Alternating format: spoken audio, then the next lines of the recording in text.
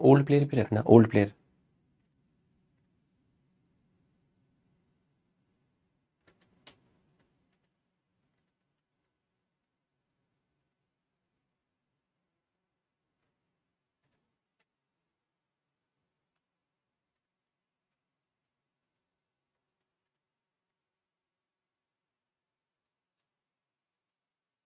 Hello बच्चों, कैसे हैं आप लोग। तो एक बार मैं फिर हाजिर हूं हमारे सफर को आगे बढ़ाने के लिए। तो बच्चों, क्लास स्टार्ट होने से पहले मस्त होके बैठिएगा, चौड़े होके बैठिएगा, स्ट्रेस फ्री होके बैठिएगा, क्योंकि एक बार फिर तुम्हारे भाई की क्लास है। तो बच्चों, आज मैं क्लास नोएडा से ले रहा हूं, देहरादून से नहीं ले रहा हूं। तो थोड़ा सा डिफरेंट है यहाँ पर सेटअप, और बहुत बढ़िया सेटअप है। तो ठीक है। तो बच्चों, हमने क्वालिटी के साथ आपका जेनेटिक कोड कंप्लीट कर लिया था। एक दो पॉइंट उसके बाकी थे जेनेटिक कोड के, जिसे मैं अभी कंप्लीट कर लूंगा। और उसके बाद कुछ लाइनें थी हमारी ट्रांसक्रिप्शन के अंदर, दो तीन लाइन थी, है ना। जैसे कि स्प्लाइसिंग रिप्रेजेंट आरएनए वर्ल्ड, इसका क्या मतलब होता है। Presence of intron reminiscent of antiquity, इसका क्या मतलब होता है। Split gene arrangement ancient feature of genome, इसका क्या मतलब है। आरएनए वर्ल्ड, इसका क्या मतलब है। तो पहले ये चीज समझाई जाएगी। उसके बाद में आपको एमआरएनए, टीआरएनए और आरआरएनए, इनके बीच में, हाँ भाई, सभी को हैप्पी रक्षाबंधन मेरे छोटे भाई बहनों। एमआरएनए, टीआरएनए और आरआरएनए, इनके बीच में क्या डिफरेंस होता है ये बताया जाएगा। और थोड़ा सा फ्रेम शिफ्ट म्यूटेशन के बारे में बताया जाएगा। उसके बाद हम ट्रांसलेशन स्टार्ट करेंगे। तो बच्चों, अगर ईश्वर ने चाहा तो नेक्स्ट वीक ये चैप्टर कंप्लीट हो जाएगा। दो क्लास मेरी आएंगी, और एक क्लास मैंने मैम से रिक्वेस्ट की है, मैं मैम से एक क्लास ले लूंगा। तो नेक्स्ट वीक में ये चैप्टर हम क्वालिटी के साथ खत्म करने की कोशिश करेंगे। तो चलिए, बिना टाइम वेस्ट किए, बिना एक्स्ट्रा मोटिवेट किए, पढ़ाई को स्टार्ट करते हैं। जल्दी से आप चैट बॉक्स में यस सर लिख दीजिए। चैट चलाइए ना।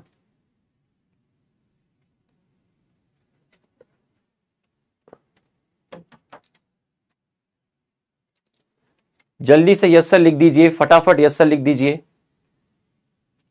ठीक है, बिल्कुल आराम आराम से लेके चलेंगे। कॉन्सेप्चुअल टॉपिक है, पूरा का पूरा फोकस करना।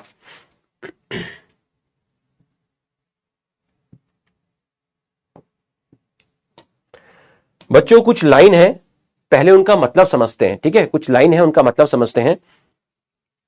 एक आपका था यहां पर जेनेटिक कोड के अंदर एक चीज थी आपकी, जहां पे लिखा हुआ था frame shift mutation. Frame shift mutation, ठीक है, फ्रेम शिफ्ट म्यूटेशन। तो इसको समझिएगा, फ्रेम शिफ्ट का मतलब क्या हुआ यहां पर, इसको समझिएगा। फ्रेम शिफ्ट म्यूटेशन, मेरे पास एक मैसेंजर आरएनए है। ये रहा मेरे पास एक मैसेंजर आरएनए। ये है 5 प्राइम, ये है 3 प्राइम, और इसको मैं बोल रहा हूं मैसेंजर आरएनए। मैसेंजर आरएनए में आपके प्रेजेंट है कोडॉन। अब आप देखिए, मान लीजिए यहां पे कोडॉन है, जिसको मैं अल्फाबेट से दिखाता हूं। यहां पर है ए बी सी, यहां है डी ई एफ, यहां है जी एच आई, और फिर है जे के एल। तो एबीसी मैंने अल्फाबेट दिया, नॉर्मल मैंने अल्फाबेट दे दिया कि भैया एक कोडॉन, दो कोडॉन, तीन कोडॉन और आपकी 4 कोडॉन। अब मैंने आपसे कहा कि addition of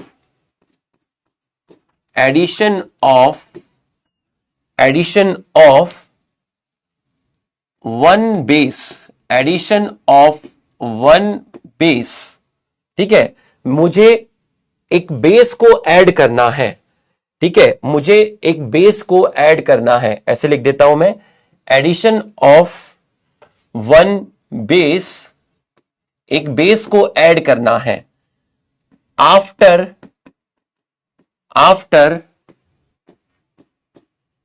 second base in messenger RNA. Messenger RNA में जो आपकी बेसिस दी हुई हैं ए बी सी, एक्चुअल में ए बी सी थोड़ी ना होता है, एक्चुअल में क्या होता है वहां पर, ए होगा या यू होगा या जी होगा या सी होगा, उनको मैंने जनरल अरेंजमेंट दिखा दिया, A B C D E F G H I J K L M N, इससे दिखा दिया। ठीक है, 3 अल्फाबेट का मतलब 3 बेस, मतलब एक कोडॉन। ठीक, अब मैंने लिखा यहां पर addition of 1 base after second base in messenger RNA. तो मैं जो बेस ऐड करना चाहता हूं उस बेस का नाम है Z। किसके बाद मुझे Z ऐड करना है, second base in messenger RNA.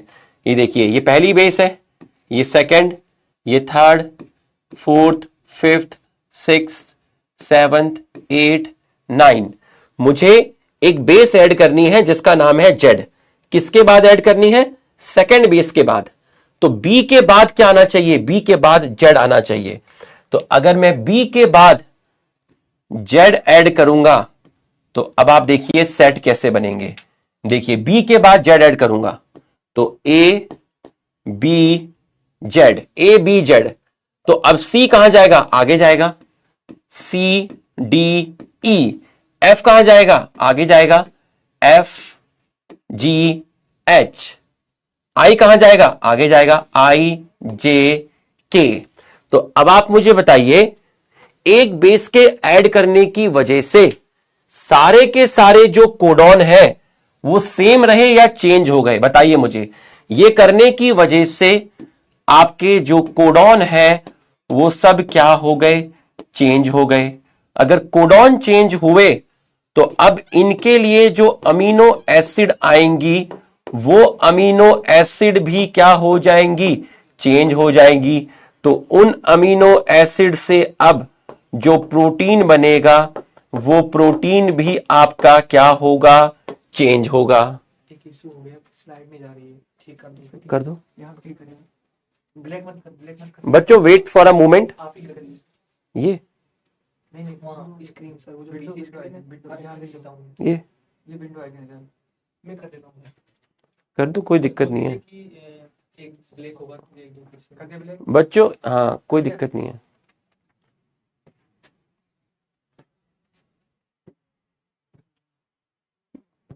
यहां से चालू नहीं किया था। हाँ सर, कंटिन्यू नहीं किया। अबे यार,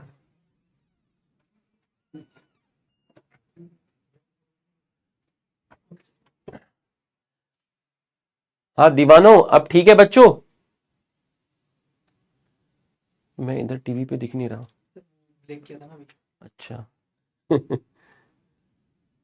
भूत अरे भूत नहीं, अरे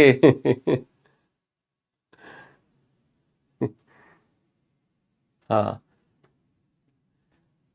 अब मुझे बताओ जरा, आपने एक बेस को क्या किया, ऐड किया। तो आपने यहां क्या किया, ऐड किया। इसको आपने क्या बोला, इसको आपने बोला एडिशन। एक बेस को आपने ऐड किया, कहां पर ऐड किया, सेकंड बेस के बाद किया। उसका नाम क्या था, Z, जिसकी वजह से सारे के सारे कोडॉन चेंज हो गए। अब इन कोडॉन के लिए अलग अमीनो एसिड आएंगी, इनके लिए कोई अलग आती, इनके लिए अब अलग आएगी। तो जब अमीनो एसिड अलग आएंगी तो प्रोटीन भी अब चेंज हो जाएगा। तो ऐड करने की वजह से पूरा फ्रेम चेंज हो गया। ऐड करने की वजह से ये जो फ्रेम है, ये फ्रेम पूरा का पूरा शिफ्ट हो गया, फ्रेम आपका चेंज हो गया। समझ में आया तो आप यस लिखिए, समझ में आया तो आप यस लिखिए, फटाफट यस लिख दीजिए। अगर ये चीज आपको समझ में आई तो आप फटाफट यस लिख दीजिए। तो ये आपने किया एडिशन, ठीक, ये आपने क्या किया, एडिशन किया। अब आप देखिएगा ध्यान से, समझ में आ गया तो यस लिख दीजिए। ये हम यहां से कॉपी कर लेते हैं, ये हमने यहां से कॉपी कर लिया, ठीक है। अब देखिए, अब मैं क्या करूंगा, मैं अब रिमूव करूंगा, removal of 1 base. Removal, removal को बोलते हैं डिलीशन, डिलीशन।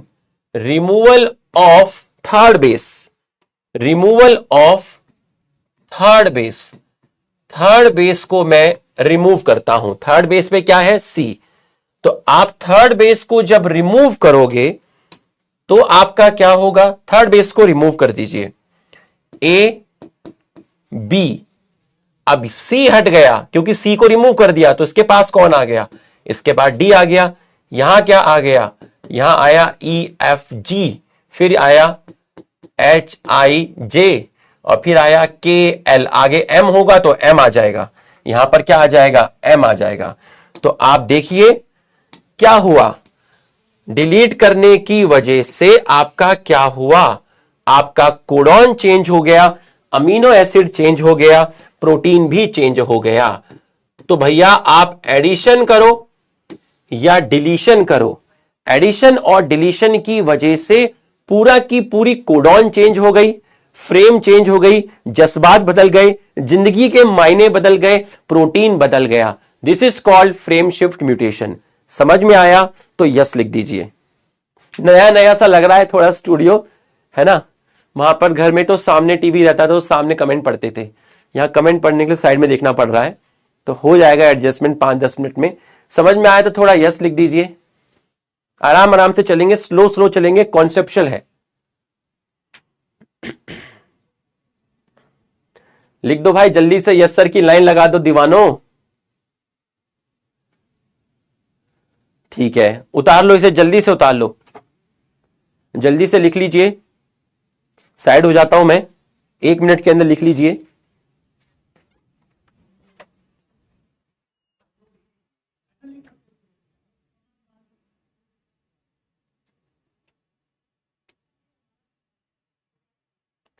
लिख लिया,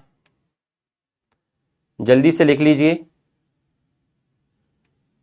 और याद है हमने एक एंजाइम के बारे में बात की थी, एक एंजाइम के बारे में बात की थी जिसका नाम था पॉलीन्यूक्लियोटाइड फॉस्फोरेलेज, पूरा अच्छे से बताया था, पॉलीन्यूक्लियोटाइड फॉस्फोराइलेज, इसके बारे में हमने बात की थी। इसको किसने खोजा था,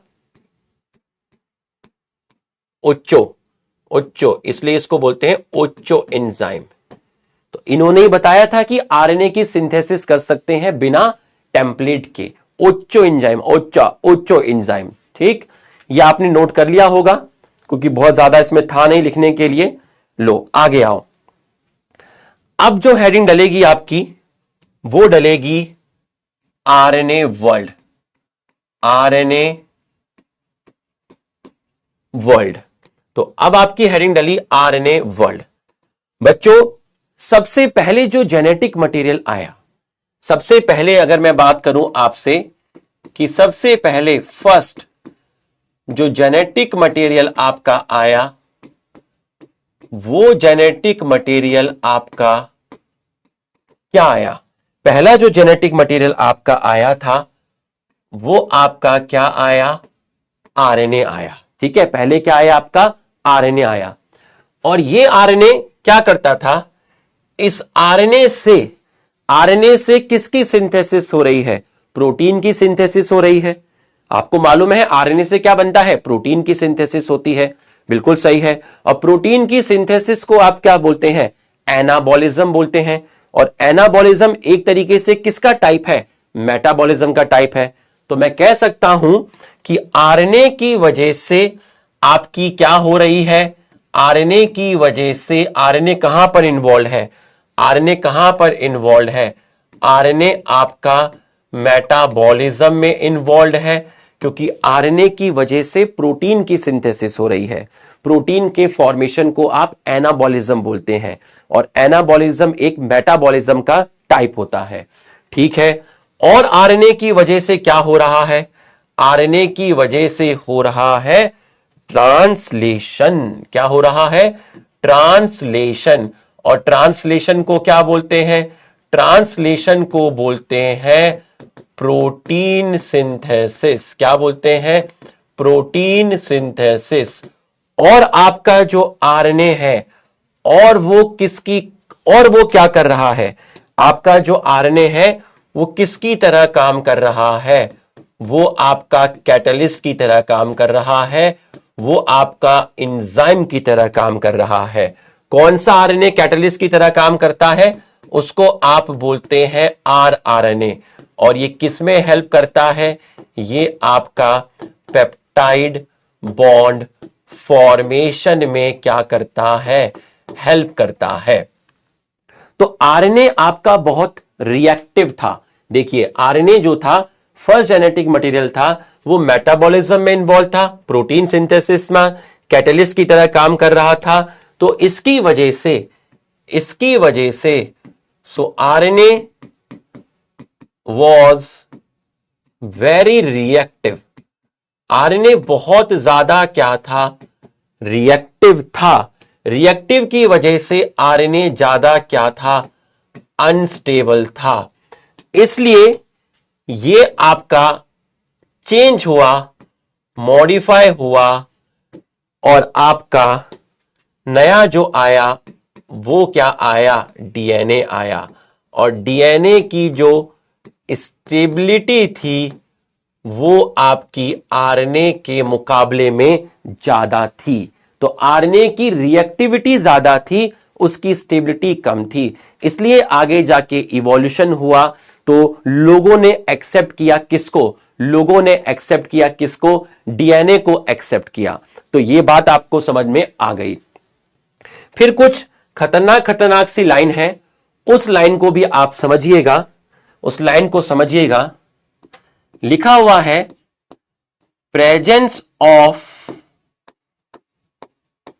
intron, presence of intron, presence of intron is reminiscent of antiquity. NCERT की लाइन। आपको लगा सर कब कराएंगे, हर चीज का मैंने कहा ना एक समय होता है, एक तरीका होता है, एक तारीख होती है।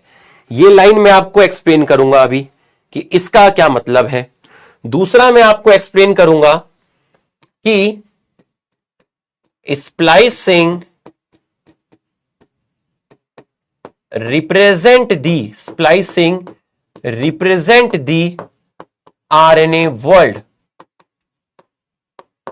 Splicing represent the dominance of RNA world, dominance of RNA world, ये एक्सप्लेन करूंगा। और तीसरा मैं आपको एक्सप्लेन करूंगा presence of split gene, presence of split gene is ancient feature of genome.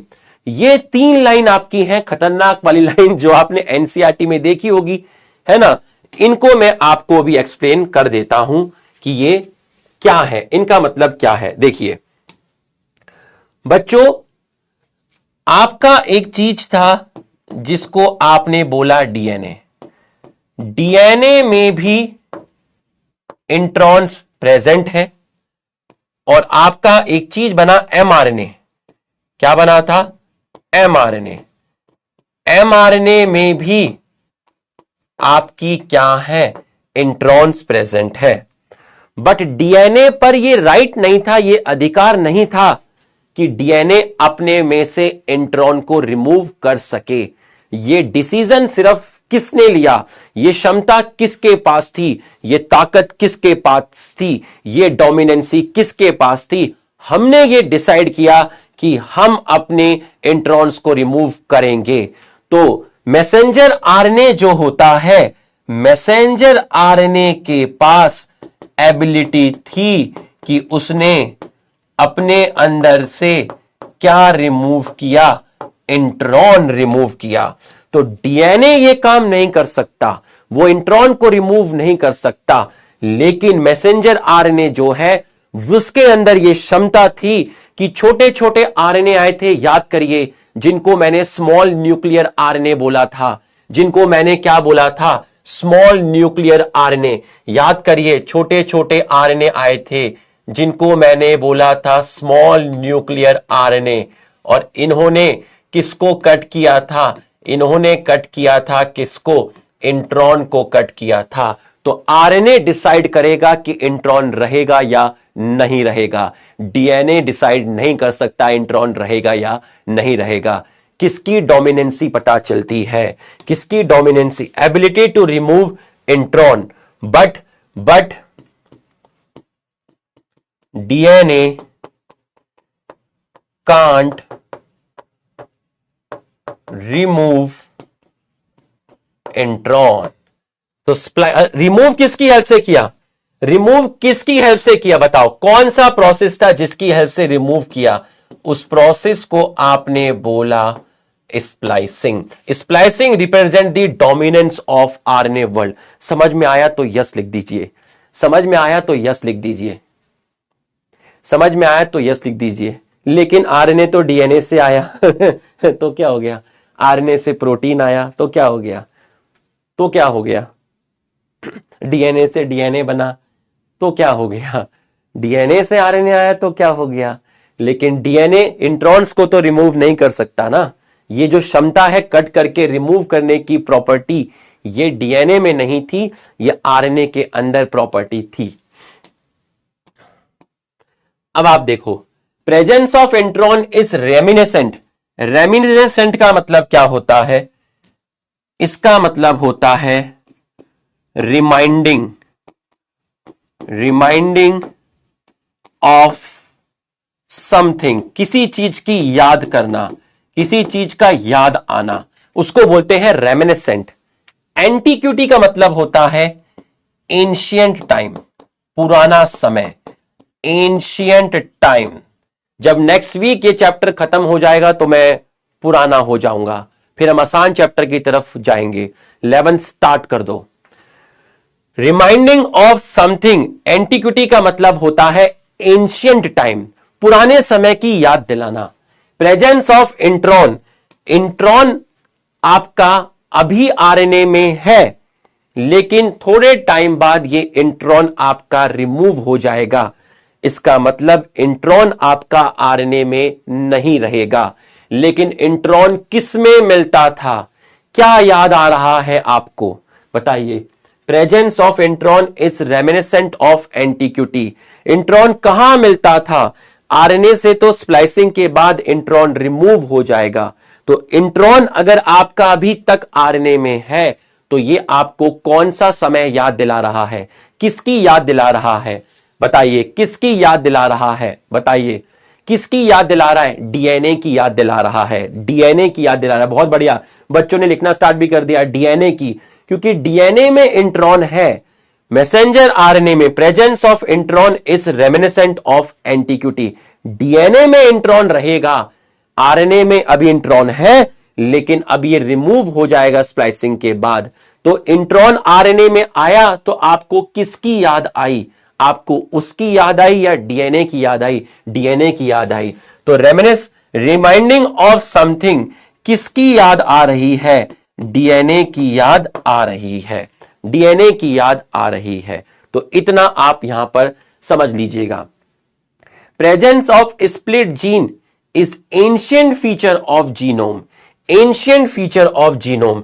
Split gene, मैंने आपका बोला स्प्लिट जीन, ठीक है। स्प्लिट जीन जो था, जिसमें आपका क्या था? इंट्रॉन था और एक्सॉन था। कहां पे था? डीएनए में था। फिर डीएनए में से क्या बना? डीएनए से बना immature messenger RNA. Immature messenger RNA में भी आपका क्या था? आपका इंट्रॉन था और एक्सॉन था, ठीक है। अब यहां से क्या बना? अब यहां से बना मैच्योर मैसेंजर आरएनए। इसमें सिर्फ क्या है? इसमें सिर्फ आपका एक्सॉन है। तो मुझे बताओ, presence of split gene, presence of split gene किसका फीचर था? प्रेजेंस ऑफ स्प्लिट जीन किसका फीचर है? डीएनए का फीचर है। आरएनए में तो आपकी इंट्रॉन्स रिमूव हो जाएंगी। तो presence of split gene is ancient feature of genome, is ancient feature of genome. Split gene intron plus exon मतलब डीएनए। भाई जो डीएनए है यूकैरियोट्स का कैसा है? यूकैरियोट का डीएनए मोनोसिस्टोनिक है, जिसमें आप स्प्लिट जीन वर्ड यूज कर रहे थे, इंट्रॉन और एक्सॉन। यहां से बना इमेच्योर मैसेंजर आरएनए, उसमें दोनों है इंट्रॉन प्लस एक्सॉन। फिर वहां से बना मैच्योर मैसेंजर है, उसमें सिर्फ क्या है? एक्सॉन। इंट्रॉन कब मिलते थे? इंट्रॉन डीएनए में मिलते थे। तो intron presence of split gene, split gene, ये स्प्लिट नहीं है, ये सिर्फ एक्सॉन है। Presence of split gene is ancient feature of genome. समझ में आ गई तीनों लाइन? तो फटाफट सभी लोग यस सर लिख दीजिए। सभी सर स्प्लाइसिंग वाला बता दो, स्प्लाइसिंग वाला बता दें। बेटा स्प्लाइसिंग की वजह से ही आप इंट्रॉन को रिमूव कर पाए, और स्प्लाइसिंग में इंट्रॉन को कट करके किसने निकाला? एसएनआरएनए ने निकाला। इसका मतलब आरएनए में यह क्षमता है कि वो इंट्रॉन को रिमूव कर सकता है बेटा, डीएनए में यह क्षमता नहीं है कि वो इंट्रॉन को रिमूव कर सके। तो यहां तक ये तीनों पॉइंट, चारों पॉइंट आपको समझ में आए तो आप यस लिख दीजिए। अब सिर्फ 2 लाइन बची हैं, 1 लाइन बची है ट्रांसक्रिप्शन की, जो मैं आपको बता दूंगा जब हम आगे ट्रांसलेशन खत्म करेंगे, ऑपरॉन के अंदर आएंगे। ठीक है, वहां पर वो 1 लाइन बताई जाएगी आपको। ये अगर आपको समझ में आ गया है तो आप यस लिख दीजिए, फटाफट यस लिख दीजिए। ये 3 पॉइंट हमने पढ़ लिए हैं। ठीक है, इसको फटाफट यस लिख दीजिए। जेनेटिक कोड का रिवीजन लेक्चर इसलिए नहीं दिया क्योंकि बेटा जेनेटिक कोड आसान था, है ना, जेनेटिक कोड आसान था। और नेक्स्ट वीक में हम जब चैप्टर खत्म करेंगे, ट्रांसलेशन और ऑपरॉन खत्म करेंगे, तो नेक्स्ट वीक में उसका एनसीईआरटी भी दे दूंगा, जैसे मैंने रेप्लिकेशन और आधा ट्रांसक्रिप्शन का दिया था। बस तुम पढ़ाई करते रहना, सब मिलेगा। हर चीज का एक समय होता है। स्प्लिट जीन तो ऑलरेडी बता चुका हूं, यहां पे थोड़ी ना बेटा स्प्लिट जीन बताऊंगा। स्प्लिट जीन तो बेटा ट्रांसक्रिप्शन में बताया था, यहां पे तो मैं एक्सप्लेन नहीं कर पाऊंगा। Presence of split gene, split gene में क्या था? इंट्रॉन और एक्सॉन था, जो आपका डीएनए में मिलता था। ठीक है, डीएनए से मैच्योर मैसेंजर आरएनए बना, वहां पे भी इंट्रॉन और एक्सॉन था। अब आपसे बना मैच्योर मैसेंजर आरएनए से मैच्योर मैसेंजर आरएनए बना, वहां से आपका क्या निकल गया? इंट्रॉन निकल गया, आपका क्या बचा? एक्सॉन बचा। ठीक है, तो स्प्लिट जीन कैसा फीचर हुआ? Presence of split gene. Split gene कहां पे है? डीएनए में है। और किसकी याद दिला रहा है? पहले था, अब थोड़ी ना यहां स्प्लिट जीन है, यहां तो सिर्फ एक्सॉन है। तो कैसा फीचर है? एंशिएंट फीचर है। तो यही तो लिखा है, presence of intron is reminding of antiquity, reminiscent of ancient time. Sexual reproduction in flowering plant का 1 शॉट देंगे बेटा, देंगे बेटा। ये जो 1 शॉट होता है ना, तो तुम्हारे लिए तो कहते हैं 1 शॉट हुआ 5-6 घंटे। 5-6 घंटे का खेल नहीं होता, 5 दिन खराब हो जाते हैं एक 1 शॉट के अंदर, पूरा का पूरा। बहुत फोकस करना पड़ता है। जिन्होंने भी देखा होगा सेल यूनिट ऑफ लाइफ का अर्जुना नीट में 1 शॉट, वो कहने के लिए 5 मिनट, 5 घंटे 53 मिनट का है, बट इतना आसान नहीं होता। सब मिलेगा। तुम कहोगे अभी दे दो 1 शॉट, ऐसे थोड़ी ना होता है, ऐसे थोड़ी ना होता है। तुम कहोगे किडनी दे दो, अरे दीवाने मिलेगा, सब मिलेगा बेटा। लिख लो इसको, फटाफट लिख लो, जल्दी से लिख लो, फटाफट लिख लो।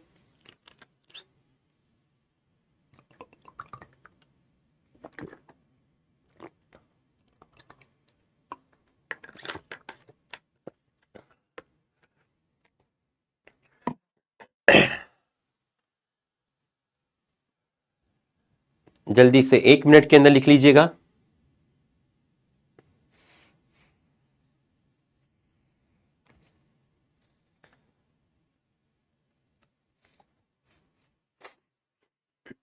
धीरे धीरे लेवल बढ़ेगा, अभी धीरे धीरे बढ़ेगा, अभी धीरे धीरे देखते जाना, अभी पीक पे लेके जाएंगे।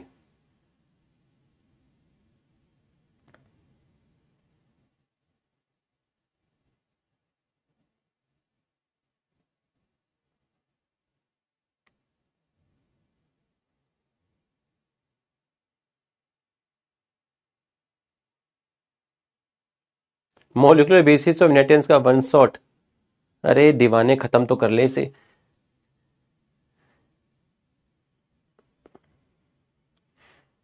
जल्दी से लिख लीजिए, जल्दी से लिख लीजिए।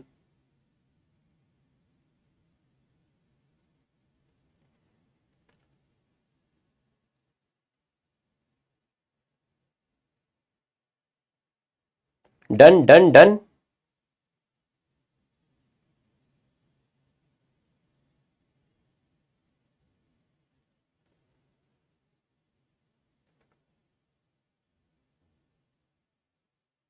ठीक है, तो ये आपने लिख लिया। अब आगे आगे देखते ना, ठीक है, पूरा फोकस करना, समझने की कोशिश करना, पूरा का पूरा समझ में आएगा, ठीक है, पूरा फोकस करना। मैंने आपको बोला कि 3 तरह के आरएनए होते हैं। कितने तरह के आरएनए होते हैं? 3 तरह के आरएनए होते हैं। एक को मैंने यहां पर एक टेबल बनाया, दूसरा जो मैंने आपका टेबल बनाया, ठीक है, ये मैंने आपका यहां पर एक टेबल बना लिया, दूसरा मैंने यहां पर आपका एक टेबल बनाया, और यहां मैंने लिख दिया आपका एमआरएनए। क्या लिख दिया? एमआरएनए। यहां मैंने लिख लिया आपका टीआरएनए, और यहां पर मैंने आपका लिख दिया आरआरएनए, और एक लाइन आपकी मैंने यहां पर बनाई। अब ध्यान से समझना, पूरा का पूरा फोकस करना।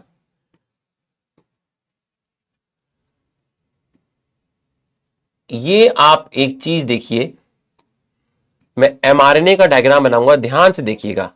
ये आपका एमआरएनए है, और एमआरएनए का कौन सा रीजन है? ये एमआरएनए का कोडिंग रीजन है। इसका मतलब यहां से आपका क्या बनेगा?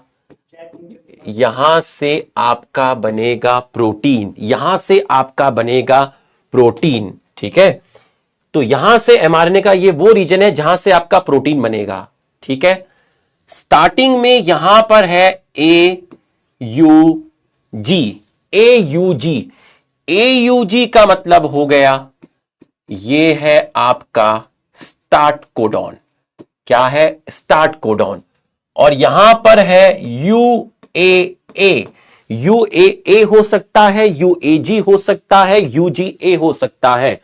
इसको आप बोलते हैं स्टॉप कोडॉन। क्या बोलते हैं? इसको आप बोलते हैं स्टॉप कोडॉन, ठीक है। इसको आपने क्या बोला? Stop codon. और स्टॉप कोडॉन के बाद, स्टॉप कोडॉन के बाद ये देखिए, यहां पर देखिए स्टॉप कोडॉन के बाद और इनिशिएशन कोडॉन से पहले, देखिए इनिशिएशन कोडॉन से पहले आपको जो चीज दिखी उसको मैंने बोला UTR, और स्टॉप कोडॉन के बाद जो चीज दिखी उसको मैंने बोला UTR। UTR का फुल फॉर्म क्या है?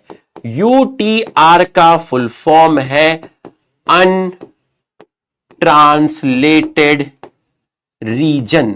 अनट्रांसलेटेड रीजन मतलब मैसेंजर आरएनए के वो रीजन जिनसे प्रोटीन नहीं बनते, जिनसे ट्रांसलेशन नहीं होता। ट्रांसलेशन का मतलब क्या है? ट्रांसलेशन का मतलब है प्रोटीन की सिंथेसिस। तो मैसेंजर आरएनए में कुछ रीजन स्टार्ट कोडॉन से पहले होता है, तो मैसेंजर आरएनए का वो पार्ट जो स्टॉप कोडॉन के बाद है, मैसेंजर आरएनए का वो पार्ट जो स्टार्ट कोडॉन से पहले है, इन दोनों रीजन से प्रोटीन नहीं बनते, इसलिए इनको बोलते हैं अनट्रांसलेटेड रीजन। इसलिए इनको बोलते हैं अनट्रांसलेटेड रीजन। तो बच्चों, मैसेंजर आरएनए में इनिशिएशन कोडॉन AUG होती है, जिसके लिए अमीनो एसिड मिथ्योनिन आती है। इनिशिएशन कोडॉन से पहले जो एमआरएनए का पार्ट है और स्टॉप कोडॉन से पहले जो एमआरएनए का पार्ट है वो अनट्रांसलेटेड रीजन है। अनट्रांसलेटेड रीजन का मतलब हुआ not involved in protein synthesis. तो ये आपको समझ में आ गया होगा। और इसके बाद ये आपको समझ में आ गया, ठीक है, स्टॉप कोडॉन के बाद। और यहां आपका जो प्रेजेंट होगा, यहां होगा आपका क्या होगा? यहां होगा 7mg। कौन सा होगा? 7mg। और यहां होंगे आपके एडिनाइलिक एसिड। तो ये कौन सा एंड हो गया आपका? ये आपका कौन सा एंड हुआ? ये हो गया आपका 3 प्राइम एंड, और ये हो गया 5 प्राइम एंड। तो मैसेंजर आरएनए में इनिशिएशन कोडॉन से पहले का पार्ट, स्टॉप कोडॉन के बाद का पार्ट प्रोटीन नहीं बनाता, ट्रांसलेशन नहीं करता, उस पार्ट को आप कहते हैं अनट्रांसलेटेड रीजन। यहां तक समझ में आया तो यस लिखिए। और ये रीजन जो होता है बस ये ट्रांसलेशन को एफिशिएंट बनाता है। ठीक है, ये जो रीजन होता है ये आपका ट्रांसलेशन को एफिशिएंट बनाता है। तो ट्रांसलेशन को क्या बनाता है? ट्रांसलेशन में हेल्प करता है, ट्रांसलेशन को ये एफिशिएंट बनाता है। थोड़ी देर में बताऊंगा कि एफिशिएंट कैसे बनाता है। वेट, यहां लिख लो वेट, थोड़ी देर में बताऊंगा, और जब बता दूंगा तो वेट कट कर देना। यहां तक समझ में आया तो यस लिखिए। यहां तक, अरे चैट के दीवानों पढ़ तो लो, वन शॉट, अरे दे दूंगा वन शॉट, पहले चैप्टर तो कंप्लीट कर लो मेरे छोटे भाई बहनों। आओ, ये समझ में आया तो यस लिखिए। थोड़ा सा मैंने आपको एमआरएनए का आइडिया दिया। ठीक है, एमआरएनए का आपको क्या दिया मैंने? आइडिया दिया। तो ये एमआरएनए का मैंने आपको आइडिया दिया। यूकैरियोट के अंदर 5 प्राइम एंड पे 7 mg, इस सीक्वेंस को आप क्या बोलते थे? याद करिए, इसको आप कैपिंग बोलते थे। याद करिए, कैपिंग बोलते थे। और इसको ए को क्या बोलते थे?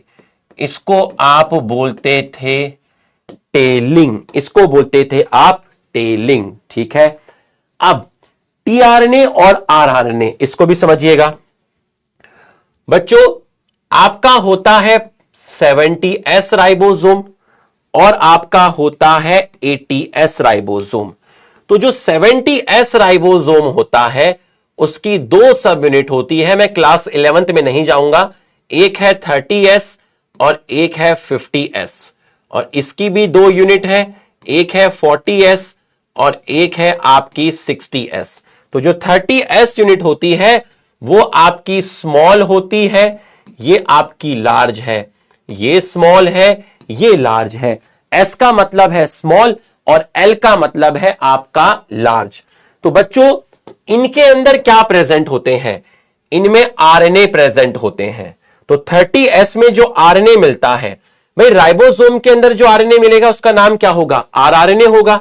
तो यहां जो मिलता है उस आरआरएनए का नाम है 16s। छोटे आर का मतलब राइबोसोम, छोटे आर का मतलब राइबोसोम, आरएनए मतलब आरएनए। तो राइबोसोम की छोटी यूनिट में जो आरएनए मिलता है उसका नाम है 16s। इसकी छोटी यूनिट में जो आरएनए मिलता है उसका नाम है 18s, और यहां जो मिलता है उसका नाम है 5s और 23s। ये आपको याद करने हैं।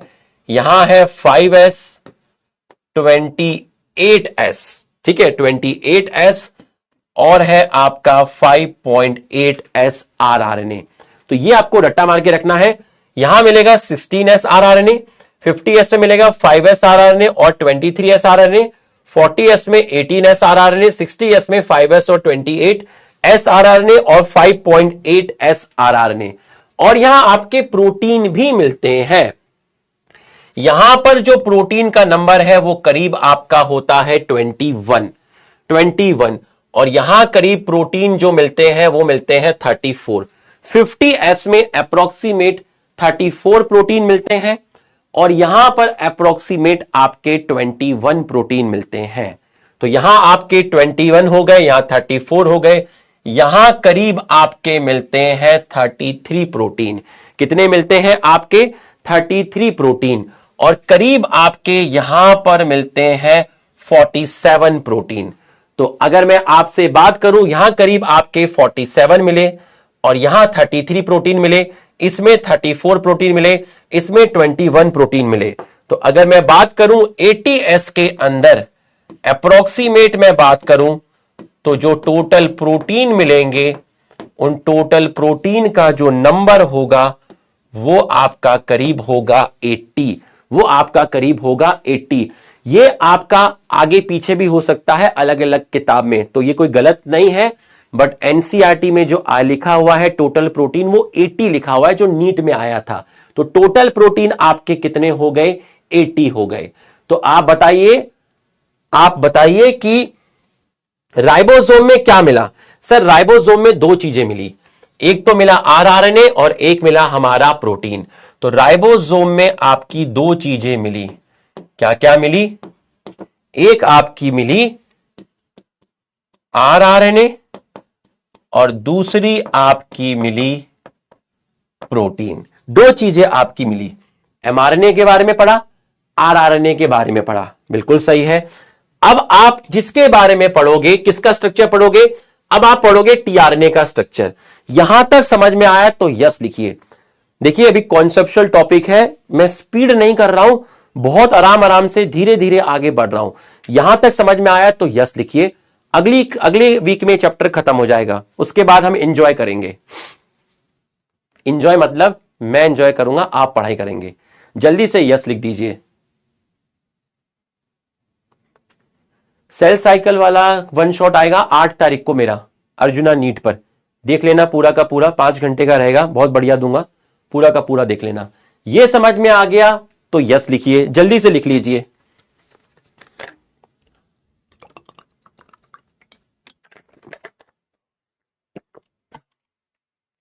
बहुत शानदार डिफरेंस बताऊंगा तीनों के अंदर,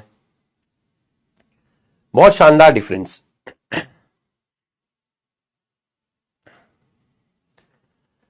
अब सर टीआरएनए क्यों नहीं बताया पहले, जगह क्यों छोड़ी है?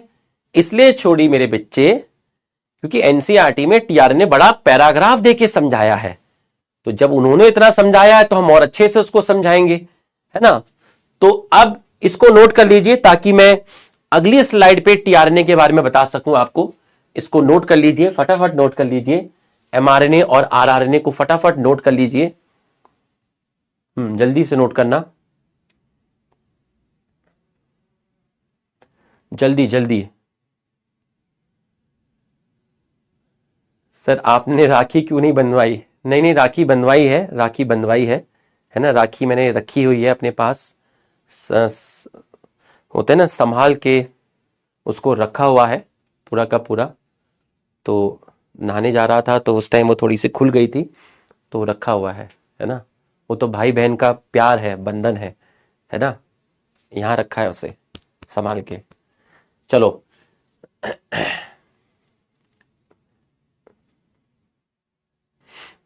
जल्दी से लिखो ताकि हम आगे बढ़ सकें, जल्दी से लिखो ताकि हम आगे बढ़ सकें।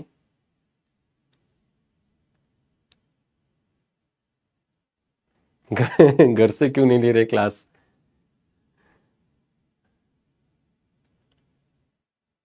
सर आप सैड क्यों हो? अरे सैड नहीं हूं, थोड़ा थका हुआ हूं, सैड नहीं हूं।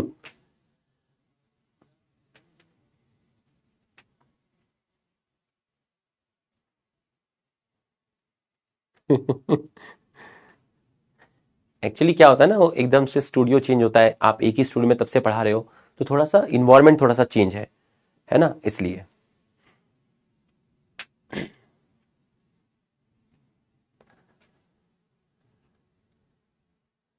आ जाओ अब जरा टीआरएनए को समझना, टीआरएनए को समझिएगा, ठीक है, टीआरएनए को समझिएगा, ध्यान से समझिएगा, पूरा का पूरा एकदम अच्छे से समझना। बच्चों ये आपको दो स्ट्रक्चर दिख रहे होंगे टीआरएनए के, ठीक है, आपको दो स्ट्रक्चर दिख रहे होंगे टीआरएनए के, है ना। आपकी इसको ध्यान से देखिए, छोटे छोटे से दो स्ट्रक्चर आपको दिख रहे हैं टीआरएनए के। तो ये आपको टीआरएनए के दो स्ट्रक्चर दिख रहे हैं। ये वाला जो स्ट्रक्चर है, ये वाला जो स्ट्रक्चर है, अभी मैं आपको समझाऊंगा, है ना, ये मैं भी आपको समझाऊंगा। इसको अगर मैं येलो की जगह थोड़ा सा रेड कर दूं तो आपको और अच्छे से दिखेगा। ये देखिए, ये 1 2 3 4 5, तो ये आपको और अच्छे से दिखेगा, ठीक है। अब आपको बढ़िया से दिखेगा। अभी मैं इसको डिटेल में दिखाऊंगा आपको, कहां पे दिखाऊंगा, परेशान मत होना, यहां पे दिखाऊंगा, अच्छे से दिखाऊंगा, ठीक है। अभी आप यहां देखिए, तो आपको आरएनए के दो स्ट्रक्चर दिख रहे हैं। ये जो आरएनए का स्ट्रक्चर होता है, ये आरएनए का 2D स्ट्रक्चर होता है, ये आरएनए का 3D स्ट्रक्चर होता है, ठीक। ये जो स्ट्रक्चर होता है, ये जिस साइंटिस्ट ने बताया था उन साइंटिस्ट का नाम था होली, और ये जिन साइंटिस्ट ने बताया था उनका नाम था किम, ठीक। ये जो स्ट्रक्चर होता है ये एक लीफ की तरह होता है, जिसको आप बोलते हैं क्लोवर लीफ। क्या बोलते हैं? Clover leaf. और ये जो स्ट्रक्चर होता है इसको आप बोलते हैं एल शेप। तो अगर ये स्ट्रक्चर बनकर आया और आपसे पूछा कि ये स्ट्रक्चर आपका कैसा है, ये 2D स्ट्रक्चर है, ये होली ने दिया था, ये क्लोवर लीफ की तरह दिखता है, ये स्ट्रक्चर 3D है, ये किम साइंटिस्ट ने दिया था, और ये आपका एल शेप है। तो पहली चीज तो आपकी ये हो गई, है ना, पहली चीज तो आपकी ये हो गई कि ये 3D है, ये 2D है, ये किम साइंटिस्ट, ये होली साइंटिस्ट, ये एल शेप हो गया, और ये क्लोवर लीफ ज्यादा हो गया। तो कई जगह पर आप इसको सेकेंडरी स्ट्रक्चर भी बोल देते हैं, सेकेंडरी स्ट्रक्चर भी आप इसको बोल देते हैं। नहीं, इसको बनाओ मत, अभी मत बनाओ, इसको बनाओ नहीं, इसको नहीं बनाना है, मैं बताऊंगा कौन सा आपको बनाना है, इसको भी नहीं बनाना है, ठीक है। तो ये है, अब मैं स्लाइड को आगे कर रहा हूं, अभी हल्ला नहीं मचाइएगा, ठीक है, हल्ला नहीं मचाइएगा। ये स्ट्रक्चर यहां से मैं आपको समझाऊंगा, ठीक है, ध्यान से देखिएगा। तो मैंने आपका यहां पर कौन सा बॉक्स खाली रखा था, मैंने आपका टीआरएनए वाला बॉक्स खाली रखा था, क्योंकि मैंने टीआरएनए यहां पे समझाना था। तो यहां पर लिखा हुआ है स्ट्रक्चर ऑफ टीआरएनए। तो यहां दो डायग्राम आपके बने हुए हैं, ये 3D है, ये 2D है, ये किम है, ये होली साइंटिस्ट है, ये एल शेप है, ये क्लोवर लीफ है।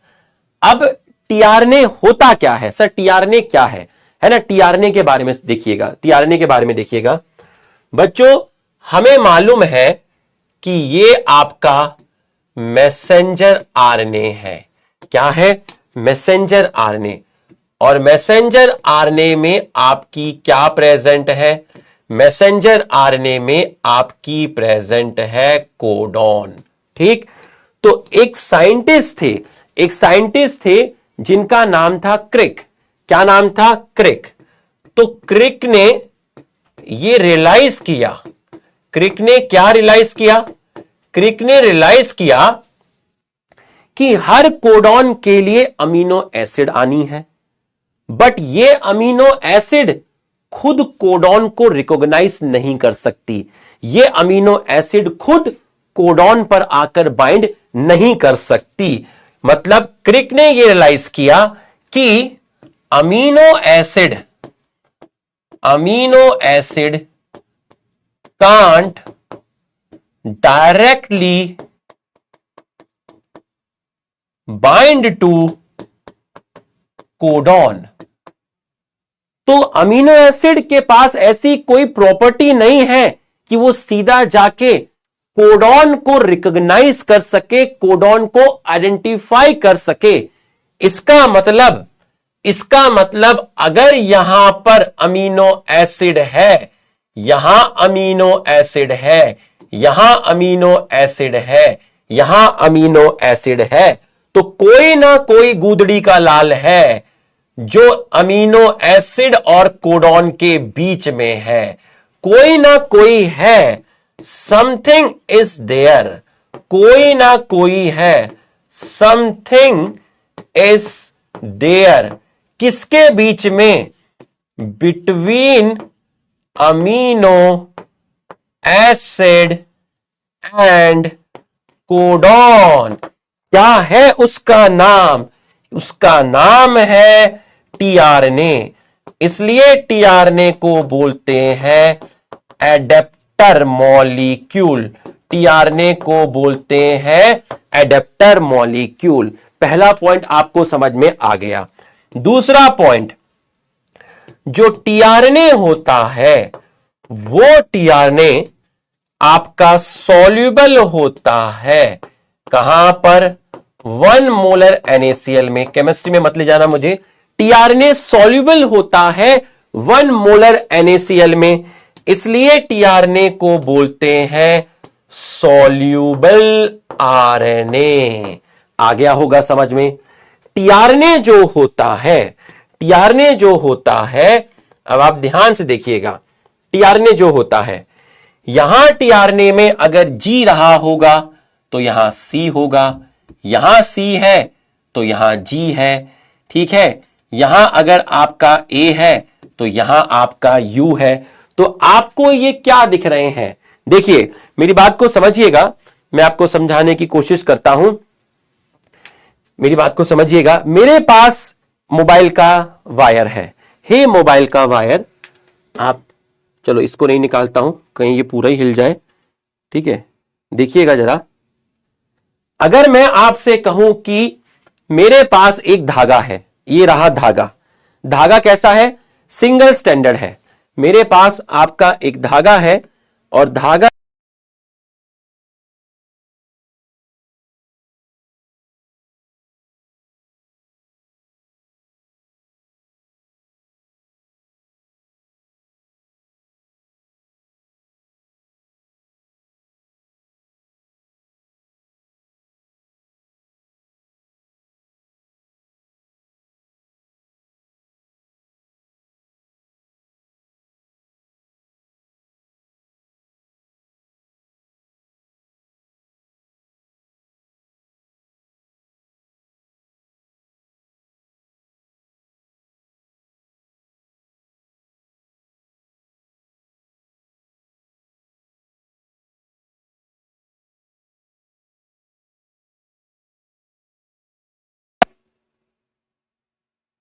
हेलो हेलो, अब बताना जरा, वॉइस आ रही है? अब बताओ। अरे कोई है क्या सर? एक बार देखना, वॉइस चली गई। मैंने ना इसको निकाल दिया था, इसको निकाला था मैंने, इसको, इससे तो कोई लेना देना नहीं। फिर कैसे गई? आ गई शायद। अरे आ गई, ये मैं यूज कर सकता हूं? मैंने इसका वायर नहीं निकालना चाहिए था। अरे यार, मुझे एक मोबाइल का वायर दे दो या कोई वैसा वायर। इसी का वायर निकाल दिया बच्चों। वो रिसीवर था जिसका मैंने वायर निकाला था, इस वजह से वॉइस चली गई थी। तो यहां पर देखिएगा, यहां पर देखिएगा, हो जाता है भाई, माफ कर दो। ठीक है, ये एक वायर है, ये एक टीआरएनए है। ठीक, इस टीआरएनए में, यहां पर टीआरएनए में क्या है, बेसिस है, एडेनिन, ग्वानिन, साइटोसिन, यूरेसिल। ठीक है, ग्वानिन, साइटोसिन। अगर इसके अंदर फोल्डिंग हुई, इसके अंदर इस तरीके से फोल्डिंग हुई, तो इसमें क्या हुआ, यहां के बेस ने इनके साथ कॉम्प्लीमेंट्री बेस पेयरिंग कर ली।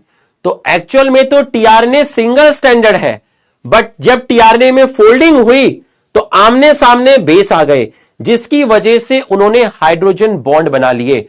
जिसकी वजह से आप मुझे बताओ, आपका टीआरएनए आपको कैसे अपीयर हो रहा है, सच बताना। टीआरएनए सिंगल स्ट्रैंड अपीयर हो रहा है या डबल स्ट्रैंड अपीयर हो रहा है? अरे लिखना है क्या? अरे अरे दीवाने, लिख मेरे भाई, तू खुद सोच, तुझे क्या लगता है, इसको लिखना चाहिए नहीं लिखना चाहिए? अगर दिमाग में हमेशा के लिए फिट हो गया तो मत लिख। अरे लिख मेरे भाई, इसको लिख, अरे लिख मेरा बेटा। ठीक, तो आप बताओ आपको कैसा अपीयर हो रहा है, डबल स्टैंडर्ड। बट एक्चुअल में टीआरएनए कैसा है, एक्चुअल में टीआरएनए कैसा है, सिंगल स्टैंडर्ड है। तो जो टीआरएनए है, tRNA is single strand, but due to folding,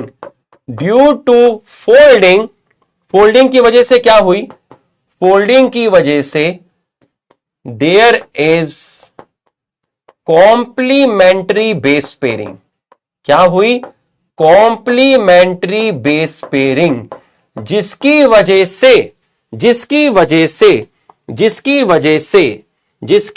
से so tRNA appear as, tRNA कैसे अपीयर हो रहा है, टीआरएनए अपीयर हो रहा है बच्चों डबल स्ट्रैंड की तरह। तो टीआरएनए कैसे अपीयर हो रहा है, टीआरएनए डबल स्ट्रैंड की तरह अपीयर हो रहा है। टीआरएनए सिंगल स्ट्रैंड था, लेकिन जब उसमें फोल्डिंग हुई तो कुछ बेसिस आमने सामने आ गई, उन्होंने हाइड्रोजन बॉन्ड बना लिए। तो इसलिए टीआरएनए कैसे अपीयर हो रहा है, टीआरएनए बना ले। अभी फिगर क्यों बना रहा है, अभी फिगर पहले समझ बेटा, अभी रुक जा मेरा बेटा, मेरा बेटा रुक जा, अभी मुझे फिगर समझाने दे, पहले समझ के बनाना। ठीक है, बिना समझे नहीं बनाना। ठीक है, तो टीआरएनए कैसे अपीयर हो रहा है, टीआरएनए अपीयर हो रहा है डबल स्ट्रैंड। ठीक है, तो सर आप मुझे ये बताइए, हाँ पूछ मेरा बेटा, सर यहां पर टीआरएनए डबल स्टैंडर्ड है, ठीक है, इस रीजन पे डबल स्टैंडर्ड है, इस रीजन पे डबल स्टैंडर्ड है, इस रीजन पे डबल स्टैंडर्ड है, इस रीजन पे डबल स्टैंडर्ड है। बट सर यहां पर इस गोले में और इस गोले में टीआरएनए कैसा दिख रहा है? बताइए बताइए, टीआरएनए कैसा दिख रहा है? डबल स्टैंडर्ड दिख रहा है या सिंगल स्टैंडर्ड दिख रहा है? ये जो तीन गोले हैं, ये जो है आपकी, इनको बोलते हैं लूप्स। क्या बोलते हैं? लूप्स। तो टोटल लूप्स कितनी होती है? लूप्स का नंबर कितना है? लूप्स का नंबर 3 है। यहां पर आपका टीआरएनए कैसे अपीयर होता है? यहां पर टीआरएनए अपीयर है कैसा? Single strand. क्यों सिंगल स्ट्रैंड है सर यहां? क्योंकि यहां no complementary base pairing. Sir यहां नो बेस पेयरिंग क्यों हुई? क्योंकि यहां पर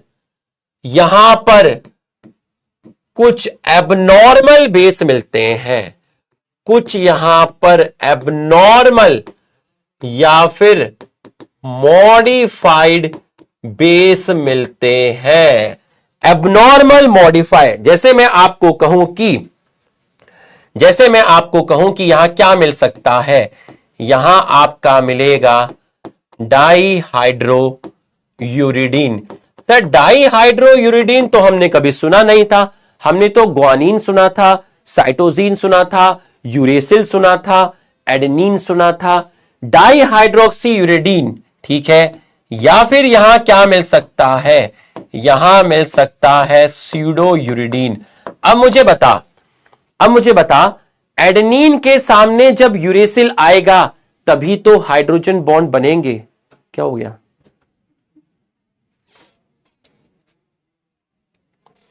एडेनिन के सामने जब यूरेसिल आएगा तभी तो हाइड्रोजन बॉन्ड बनेंगे।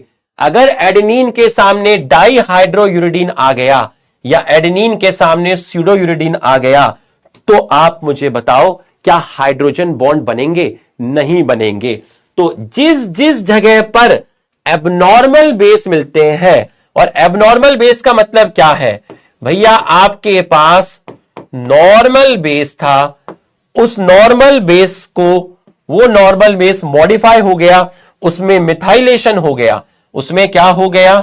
उसके अंदर मिथाइलेशन हो गया, और मिथाइलेशन की वजह से आपका बन गया एबनॉर्मल बेस। तो आप मुझे बताओ, ग्वानिन के सामने साइटोसिन आएगा तभी तो हाइड्रोजन बॉन्ड बनेगा। ग्वानिन के सामने अगर स्यूडोयूरिडीन आ गया तो क्या हाइड्रोजन बॉन्ड बनेगा? नहीं बनेगा। क्या कॉम्प्लीमेंट्री बेस पेयरिंग होगी? नहीं होगी। तो टीआरएनए पे जिस जिस जगह पर एबनॉर्मल बेस मिलते हैं, तो टीआरएनए पर जहां जहां पर एबनॉर्मल बेस मिलते हैं वहां पर कॉम्प्लीमेंट्री बेस पेयरिंग नहीं होती। वहां पर कॉम्प्लीमेंट्री बेस पेयरिंग नहीं होती। वहां पर कॉम्प्लीमेंट्री बेस पेयरिंग नहीं होती। और वहां पर क्या क्रिएट हो जाती है?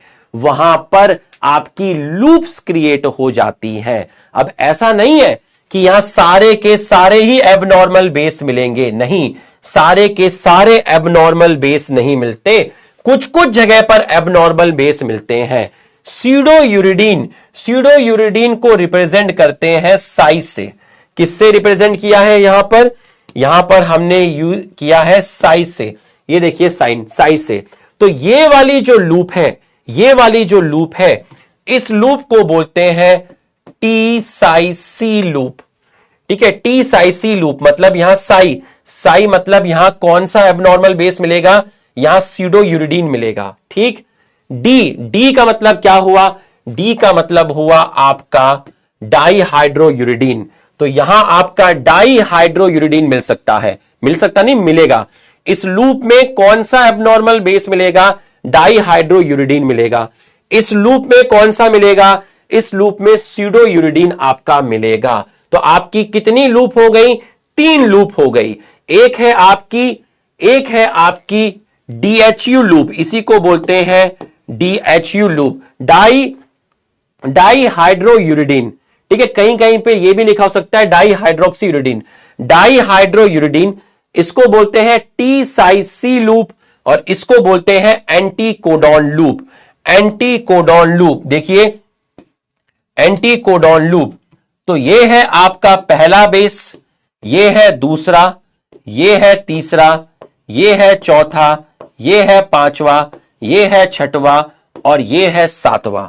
तो टीआरएनए के एंटी कोडॉन के अंदर टोटल अनपेयर्ड बेस कितने हैं बताओ। अगर मैं आपसे पूछूं एंटी कोडॉन लूप के अंदर, अगर मैं आपसे पूछूं कि एंटी कोडॉन लूप के अंदर आपको कितने अनपेयर्ड बेस दिख रहे हैं, आपको 7 अनपेयर्ड बेस दिख रहे हैं।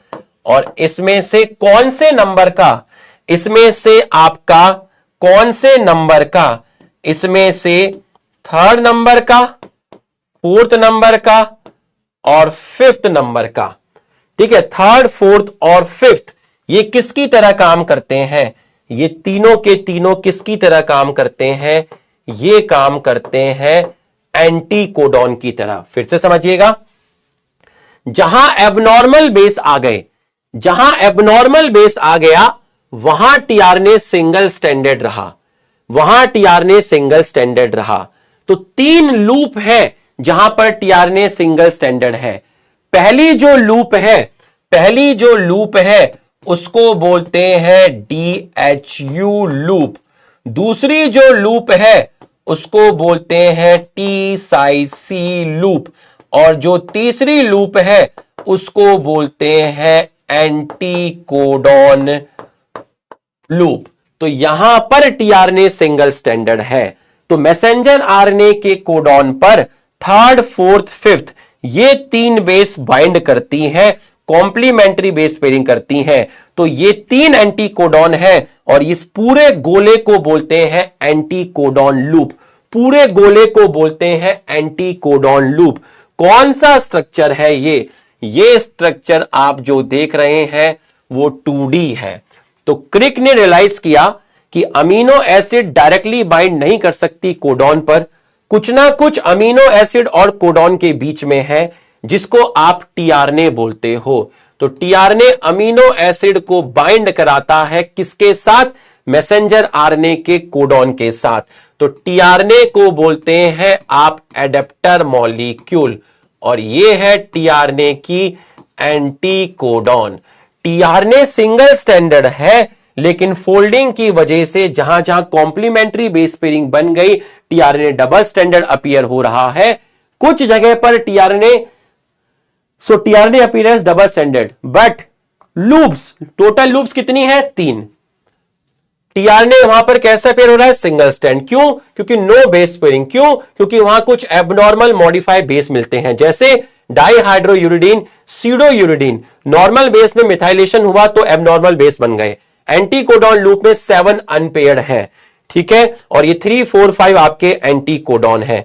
और जो ये चीज आपको दिख रही है ये देखिए, ये आपको दिख रही होगी, ये आपको दिख रही होगी। यहां डबल स्टैंडर्ड, यहां डबल स्टैंडर्ड, यहां डबल स्टैंडर्ड, यहां डबल स्टैंडर्ड।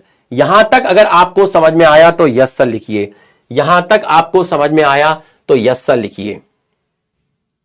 यहां तक आपको समझ में आया तो यस सर लिखिए।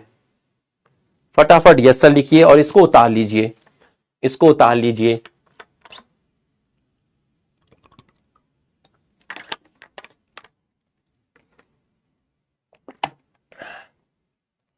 इसको उतार लीजिए। फिर मैं कुछ पॉइंट इसमें ऐड करता हूं, कुछ पॉइंट में इसमें ऐड करता हूं। अच्छे से समझ में आया ना, बेसिक्स से आया ना बेटा, झूठ तो नहीं बोल रहे ना, आया ना समझ में। थोड़ा स्टूडियो चेंज हुआ है लेकिन कोई दिक्कत तो नहीं हो रही ना छोटे भाई बहनों, समझ में आया ना बेसिक से पूरा, अच्छे से समझाया ना, टीआरएनए का स्ट्रक्चर समझ में आया ना।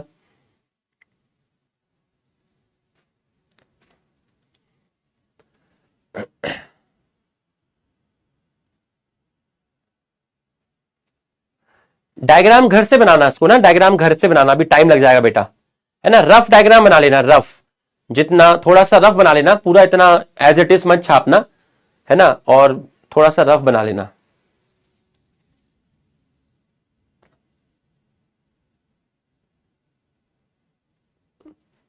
अभी ये वाला समझाऊंगा, ये जो है ना ये वाला पोर्शन समझाऊंगा अभी, ये वाला।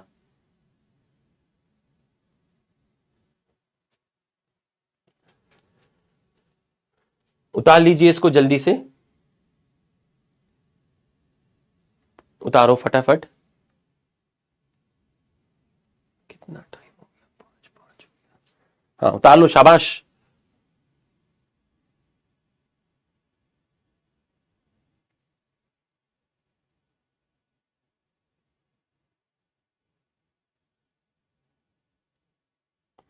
बीच वाले के बारे में हमें नहीं पढ़ना है, वो शॉर्ट आर्म बोलते हैं इसको, ये छोटा सा होता है, इसको शॉर्ट आर्म बोलते हैं।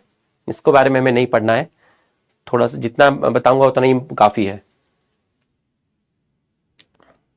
डायग्राम बना लो यार, बना लो डायग्राम, ऐसे ही बना लो, फटाफट रफ बना लो।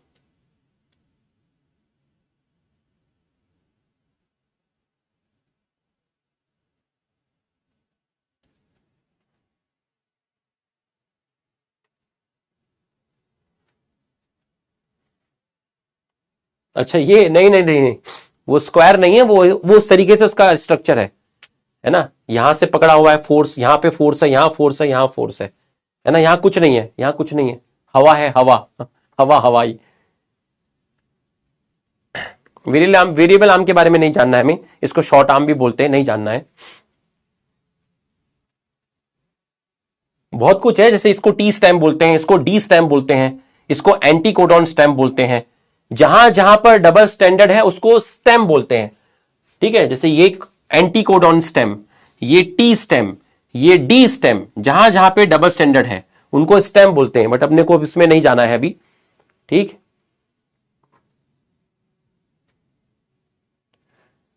ठीक है, आगे बढ़े, आगे बढ़े, जल्दी बोलो, जल्दी बोलो, आगे बढ़े। अब जब आप टीआरएनए देखते हो, जब आप टीआरएनए देखते हो,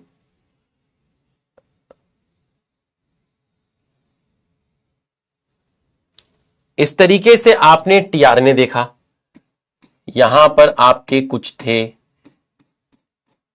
यहां पे आपका कुछ था, ये आपका एंटीकोडॉन था, और यहां पे भी आपके कुछ थे।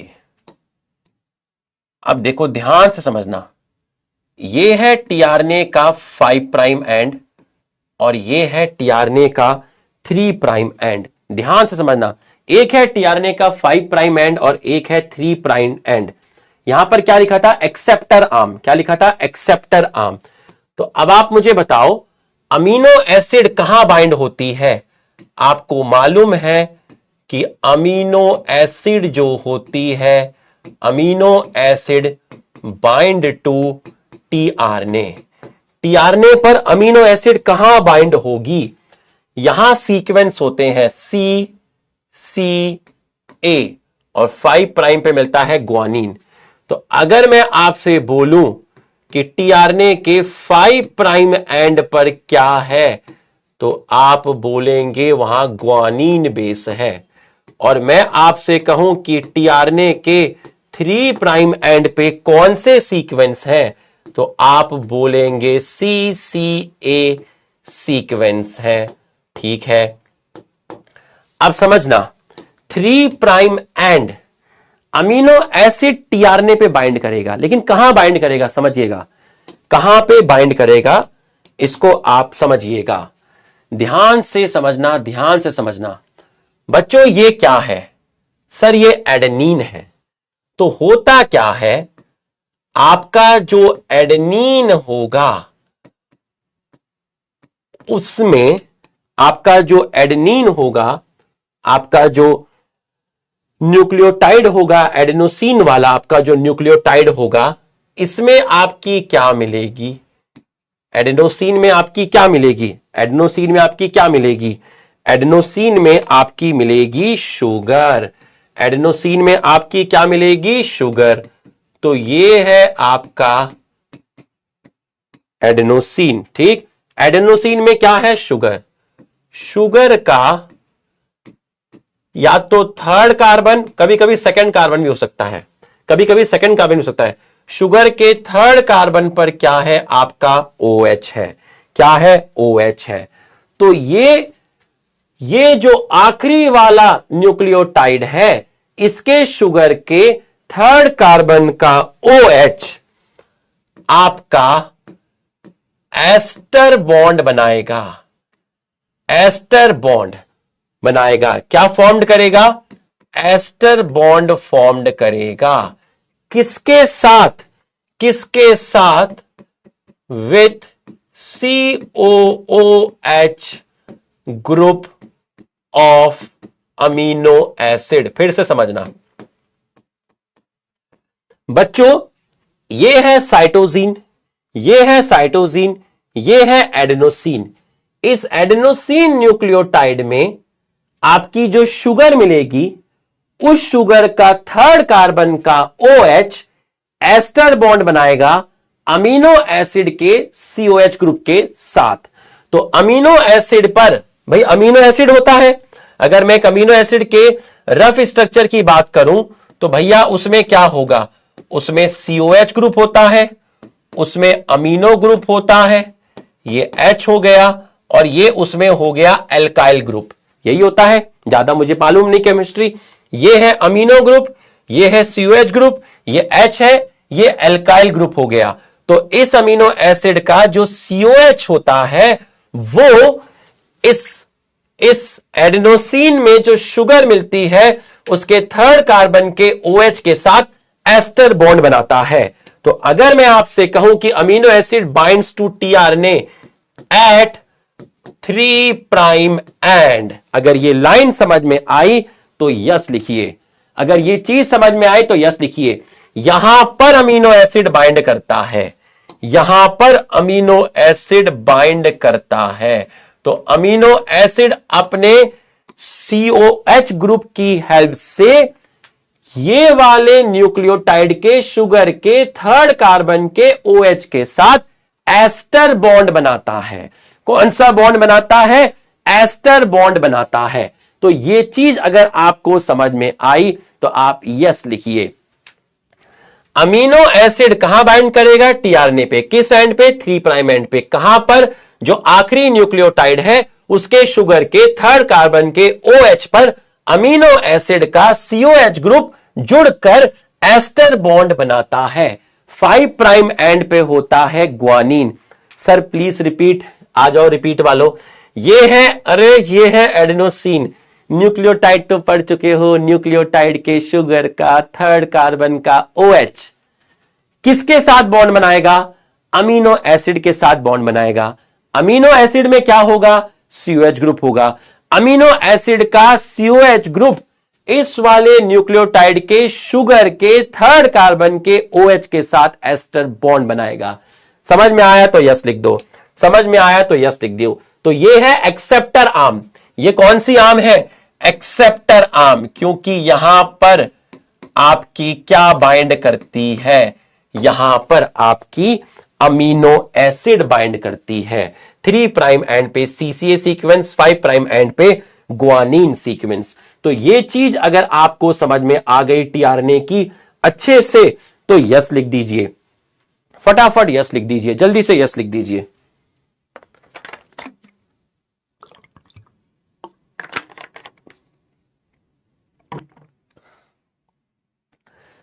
ये छोटे छोटे गैप्स होते हैं, छोटे छोटे टॉपिक होते हैं। इसका मतलब ये नहीं होता कि इनको अच्छे से नहीं पढ़ाना या इनको स्किप कर दो या सीधा ट्रांसलेशन पे आ जाओ।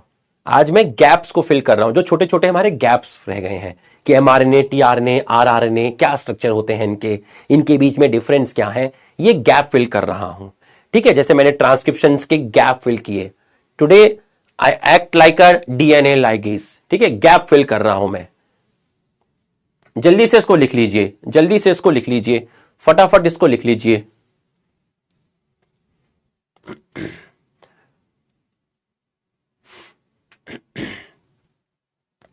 तो उनको छोड़ा थोड़ा ना जाता है, वो छोटे छोटे जो एनसीईआरटी की लाइन होती हैं वो तो बहुत जरूरी है ना। तो आज वो गैप को फिल करने निकले हैं हम। वाटर फॉस्फोडाइस्टर बॉन्ड, बेटा अब क्या बताऊं, तो अब फॉस्फोडाइस्टर बॉन्ड मत पूछ बेटा। इसके बाद आएगा ट्रांसलेशन पढ़ाएंगे बेटा। ट्रांसलेशन के बाद लैक ऑपरॉन। दोनों टॉपिक आसान है, डीएनए रेप्लिकेशन के टक्कर के नहीं है, आसान टॉपिक है। फिर human genome project, genetic DNA fingerprinting, खत्म। 4 टॉपिक रह गए। एक टॉपिक कल खत्म हो जाएगा ट्रांसलेशन, और फिर मैम से क्लास लेंगे, उसमें खत्म कर देंगे ऑपरॉन। फिर एक में ह्यूमन जीनोम प्रोजेक्ट और एक में DNA fingerprinting. Yes, DNA ligase is very important for integrity, Aditya बिल्कुल सही। ठीक है, तो ये जल्दी से लिख लीजिए, जल्दी से लिख लीजिए, फटाफट लिख लीजिए। आप देख लो कितना स्लो लेके चल रहे हैं, एकदम आराम आराम से बिल्कुल लेके चल रहे हैं। समझ में आया?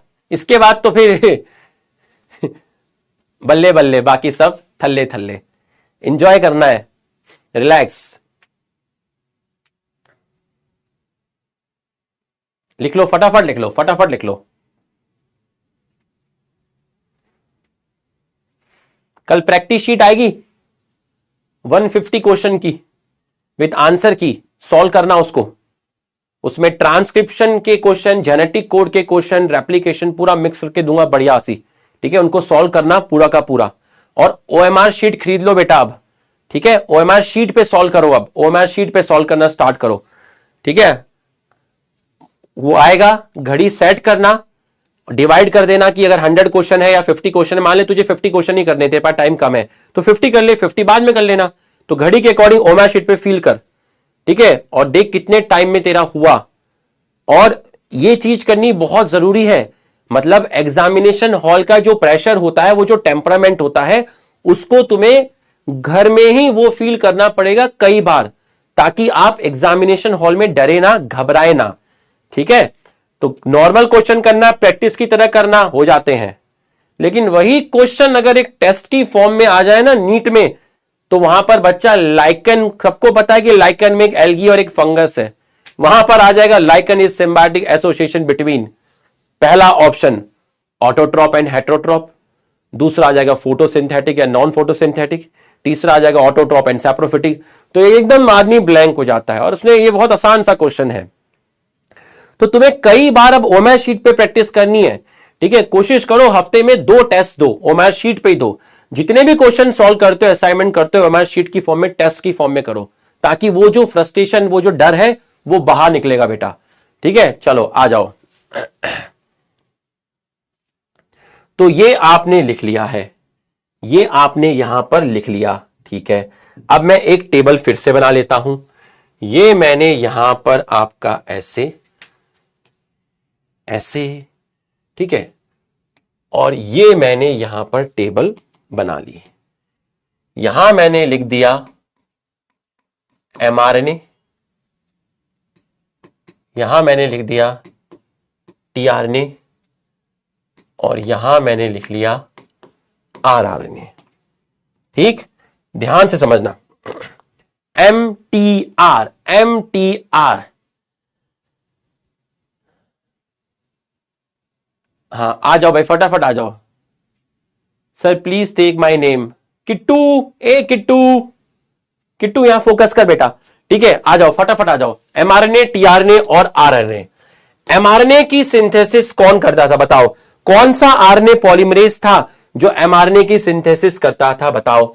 एमआरएनए की सिंथेसिस, अगर मैं बोलूं कि एमआरएनए की सिंथेसिस कौन करता था, तो आप बोलेंगे इसकी सिंथेसिस करता था हमारा आरएनए पॉलीमरेज सेकंड। ठीक है, इसकी सिंथेसिस करता था आरएनए पॉलीमरेज थर्ड, और मैक्सिमम आरआरएनए की सिंथेसिस जो करता था, वो करता था आरएनए पॉलीमरेज फर्स्ट। क्या आरएनए पॉलीमरेज फर्स्ट ही था?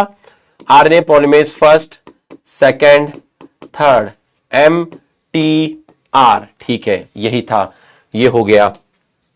लोकेशन की बात करते हैं। किसकी बात करते हैं? लोकेशन की बात करते हैं। बच्चों, इसकी जो सिंथेसिस होती है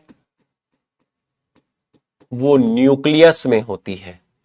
इसकी जो सिंथेसिस है वो भी न्यूक्लियस में है, और इसकी जो सिंथेसिस है वो न्यूक्लियस के न्यूक्लियोलस वाले पार्ट के अंदर होती है। MRNA, tRNA, rRNA. नेक्स्ट, अगर मैं आपसे कहूं कि एडेप्टर आरएनए किसको बोलते हैं, अगर मैं कहूं कि एडेप्टर आरएनए किसको बोला, तो भाई एडेप्टर आरएनए इसको नहीं बोला, एडेप्टर आरएनए इसको बोला, एडेप्टर आरएनए इसको नहीं बोला। अगर मैं कहूं आपसे कि सॉल्युबल आरएनए कौन सा है। तो सॉल्युबल आरएनए जो है आपका, इसको नहीं बोला, इसको बोला, इसको नहीं बोला। फिर मैं आपसे बोलूं कि साइज के बेसिस पर मैं आपसे बात करूं, साइज के बेसिस पर मैं आपसे बात करूं, तो जो सबसे बड़ा है वो है ये आरआरएनए। तो आपका जो सबसे बड़ा है वो है आपका आरआरएनए, ठीक है। और जो सबसे स्मॉलेस्ट है वो है आपका टीआरएनए, और जो आपका स्मॉल है वो है एमआरएनए। तो टीआरएनए, एमआरएनए जो है आपका, सबसे छोटा टीआरएनए, उससे बड़ा एमआरएनए, और सबसे बड़ा आपका आरआरएनए, ठीक है। अगर मैं कहूं कि परसेंटेज, अगर मैं कहूं परसेंटेज, तो एमआरएनए जो होता है इसकी परसेंटेज जो होती है सेल में, वो करीब 1 से 5% है, ये करीब 10 से 15% है, और ये करीब आपका होता है 80%। तो आपको परसेंटेज पता चल गया, साइज पता चल गया, कौन सा सॉल्युबल है, कौन सा एडेप्टर है, किसकी सिंथेसिस कौन करता है, लोकेशन आपको पता चल गई, लोकेशन आपको यहां पर पता चल गई। तो अब बाकी जो पॉइंट था मैंने टीआरएनए के सारे टीआरएनए में समझाए, एमआरएनए के जो पॉइंट थे वो मैंने एमआरएनए में आपको समझाए, और मैंने आपको आरआरएनए के बारे में बताया। टीआरएनए में एक पॉइंट और मैं आपको बताना चाहूंगा कि टीआरएनए में जो न्यूक्लियोटाइड होते हैं उनका जो नंबर है, न्यूक्लियोटाइड का जो नंबर है वो करीब 70 से 95 हो सकता है। तो न्यूक्लियोटाइड का जो नंबर है वो 70 से 95 हो सकता है। ये जो आपने देखे थे ना न्यूक्लियोटाइड, जो बेस पेयर आपने देखे थे, इनका जो नंबर है वो 70 से 95 तक आपका हो सकता है। तो एमआरएनए, टीआरएनए और आरआरएनए, इनके बीच में ये आपके मेन आपका जो डिफरेंस है ये पूरा का पूरा आ गया। परसेंटेज मतलब ये 1 से 5% सेल में, 10 से 15, 80%। समझ में आया तो यस लिख दीजिए, समझ में आया तो यस लिख दीजिए, समझ में आया तो यस लिख दीजिए। नहीं, आरआरएनए का डायग्राम नहीं, आरआरएनए का डायग्राम नहीं, उसमें दिया हुआ भी नहीं है ना। मैसेंजर आरएनए के बारे में तो बताया हुआ है डायग्राम, मतलब अनट्रांसलेटेड रीजन ट्रांसलेशन में दिया हुआ है, ठीक है। टीआरएनए का दिया हुआ है, आरआरएनए का नहीं है ना। उसमें तो वो नाम याद रखने और प्रोटीन याद रखने हैं। प्रोटीन का क्वेश्चन आया था इस बार नीट में, 80 प्रोटीन होते हैं, ठीक है। यस लिख दीजिए। सही भर रहे ना अपन लोग, गैप गैप सही भर रहे ना। तुम्हें लगा होगा यार सर ने एमआरएनए टीआरएनए आरएनए के तो पॉइंट ही नहीं बताया, उनमें डिफरेंस नहीं बताया, सो टीआरएनए का स्ट्रक्चर, वो एनसीईआरटी की गंदी गंदी लाइन, स्प्लिट जीन, सब है बेटा, सबका समय आता है, समझे आया। बस थोड़ा सा पेशेंस रखना है, आराम आराम से, घबराना नहीं है, रिलैक्स मोड में धीरे धीरे अपनी जर्नी को स्टार्ट करना बेटा। और क्लास 11 शुरू कर दो, यूट्यूब पे पड़े हुए हैं, वन शॉट देख लो उसको, बहुत बढ़िया है वो, काफी लोगों ने देखा है, कमेंट भी करते हैं, वो अपने बैच का नाम लिखते हैं, अच्छा लगता है।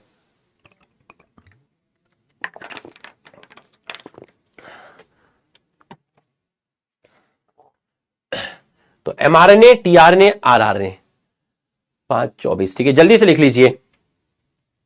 MRNA, tRNA, rRNA. अब जो मैं खेल शुरू करने जा रहा हूं, बहुत मस्त खेल शुरू होगा, ट्रांसलेशन, ठीक है, मजा आ जाएगा, मतलब फील आ जाएगा, तुम कहोगे कि हां भाई कोई टॉपिक आया।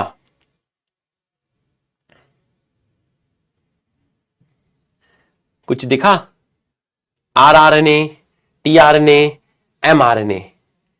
आरआरएनए राइबोसोम के अंदर, छोटी यूनिट बड़ी यूनिट, अभी नहीं दिखाऊंगा, हा नहीं दिखाऊंगा, बाद में दिखाऊंगा।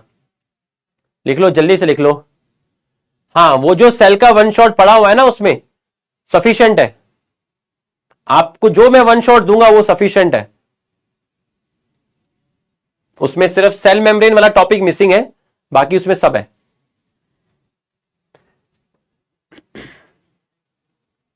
Sir please take my name, Abhishek, Abhishek, Abhishek कीजिए हो, अभी अभी अभी अभिषेक, अभिषेक, अभिषेक का नाम ले दिया, अभिषेक, ओ अभिषेक,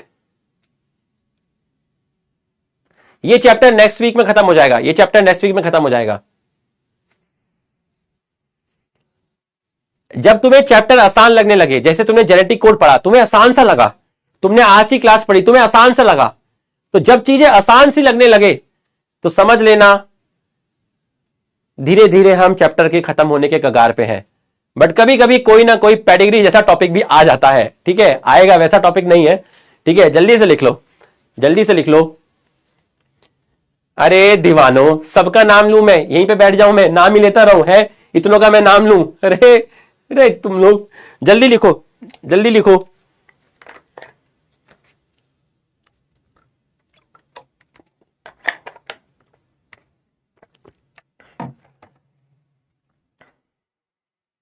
आज मैं वीडियो कॉल करूंगा, क्लास जब खत्म होने वाली होगी तब वीडियो कॉल की जाएगी, बात करूंगा, देखूंगा तुम्हारी शक्लें कैसी हैं, कैसे दिखते हो तुम। जल्दी लिख लो, जल्दी से लिख लो, फटाफट लिख लो।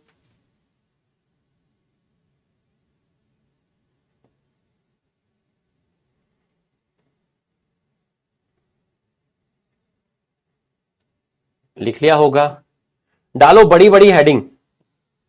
टक्कर का टॉपिक है भाई, टक्कर का, हल्के में मत लेना, टक्कर का टॉपिक है। डालो हेडिंग, हल्की हल्के में नहीं लेना, बड़ी बड़ी डालना हेडिंग।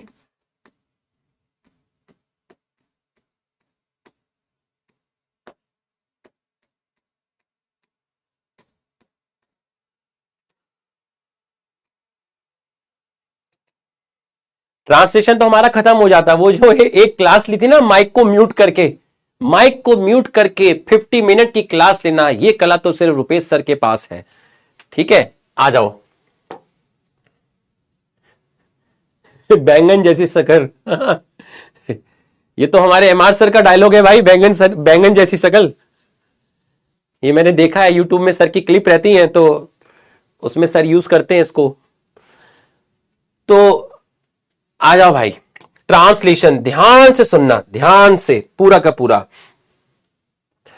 बच्चों ट्रांसलेशन में प्रोटीन बनाना है। ट्रांसलेशन क्या है? पहला पॉइंट, ट्रांसलेशन जो है आपका, ट्रांसलेशन जो है आपका, ठीक है, मैंने देखा है मतलब उनको ना उसमें क्लिप में मतलब, तो ट्रांसलेशन क्या है आपका? आ जाओ, आ जाओ, चैट मत करो, नहीं तो सर को बोल दूंगा, तुम्हें सर वहां फेंक देंगे, कहां? उगांडा। तो ये है आपका ट्रांसलेशन में आना, सिंथेसिस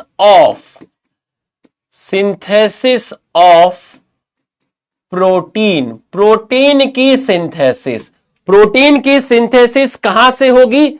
मैसेंजर आरएनए से होगी। कहां से होगी? मैसेंजर आरएनए से होगी, ठीक है। कहां पर होगी? साइट क्या होगा? लोकेशन क्या होगी? साइट जो होगा वो होगा आपका साइटोप्लाज्म। साइट क्या होगा? साइट जो होगा वो आपका होगा साइटोप्लाज्म। साइट जो होगा वो होगा साइटोप्लाज्म। यहां फोकस करो, चैट मत करो। अरे अरे यहां आ जाओ बेटा, पूरा का पूरा यहां आ जाओ, फटाफट आ जाओ। अब मेरी बात को सुनो, प्रोटीन बनाने के लिए तकड़ा टॉपिक है, कॉन्सेप्चुअल फील हो जाएगा, अंदर तक फील आएगा। प्रोटीन बनाने के लिए चाहिए अमीनो एसिड, ठीक है। ये टीआरएनए गया, अमीनो एसिड के पास गया। किसके पास गया? अमीनो एसिड के पास गया। बोलता है टीआरएनए अमीनो एसिड को कि मैं तुझे लेने आया हूं, तू मेरे पास बाइंड कर जा। तो टीआरएनए के किस एंड पर अमीनो एसिड बाइंड करती है? टीआरएनए के 3 प्राइम एंड पे जो एडेनिन होता है वहां पर अमीनो एसिड बाइंड करती है। तो अमीनो एसिड ने कहा मैं तो सो रही हूं, मुझे जगा, मुझे पहले एक्टिवेट कर, पहले मुझे क्या कर? एक्टिवेट कर। तो जो सबसे पहली चीज आपकी होगी ट्रांसलेशन से पहले, ट्रांसलेशन से पहले आपको तैयारी करनी पड़ेगी। तो आपको ट्रांसलेशन से पहले तैयारी करनी पड़ेगी, मतलब आपको क्या करना पड़ेगा? तो अगर मैं आपसे बोलता हूं सबसे पहली जो हेडिंग डलेगी वो डलेगी, आपको क्या करना है? आपको करना है binding of amino acid to tRNA. TRNA, इस चीज को आप बोलते हैं binding of amino acid to tRNA. Amino acid को कहां बाइंड कराना है? अमीनो एसिड को टीआरएनए पर बाइंड कराना है। ठीक है, यह 2 स्टेप में होता है। कितने स्टेप में होता है? 2 स्टेप में। सबसे पहले आपका स्टेप होगा एक्टिवेशन ऑफ अमीनो एसिड। अब हमें मालूम है कि normally 20 amino acid protein synthesis में पार्टिसिपेट करती हैं। वैसे तो और भी है, 21 भी है, 22 भी है। 21 का नाम सोलिनोसिस्टीन है। मैं जनरली बात कर रहा हूं। अगर मैं जनरली बात करूं, नॉर्मली अगर मैं बात करूं, तो कितनी अमीनो एसिड पार्टिसिपेट करती हैं? 20 अमीनो एसिड जो है वो आपकी पार्टिसिपेट करती है। वो आपकी पार्टिसिपेट करती है। किसमें पार्टिसिपेट करती है बेटा? प्रोटीन सिंथेसिस में पार्टिसिपेट करती हैं। तो ये जो 20 अमीनो एसिड हैं, इन सबको एक्टिवेट करना है। तो अमीनो एसिड को एक्टिवेट करने के लिए, अमीनो एसिड को एक्टिवेट करने के लिए आपका एटीपी खर्च हो जाएगा। तो ये है अमीनो एसिड, इसके साथ बाइंड हुआ आपका एटीपी, और आपका क्या बना? आपका बना अमीनो एसाइल एएमपी। कितने फॉस्फेट बाहर निकल गए? 2 फॉस्फेट बाहर निकल गए। इस चीज को बोलते हैं आप, इस प्रोसेस को बोलते हैं एडिनाइलेशन।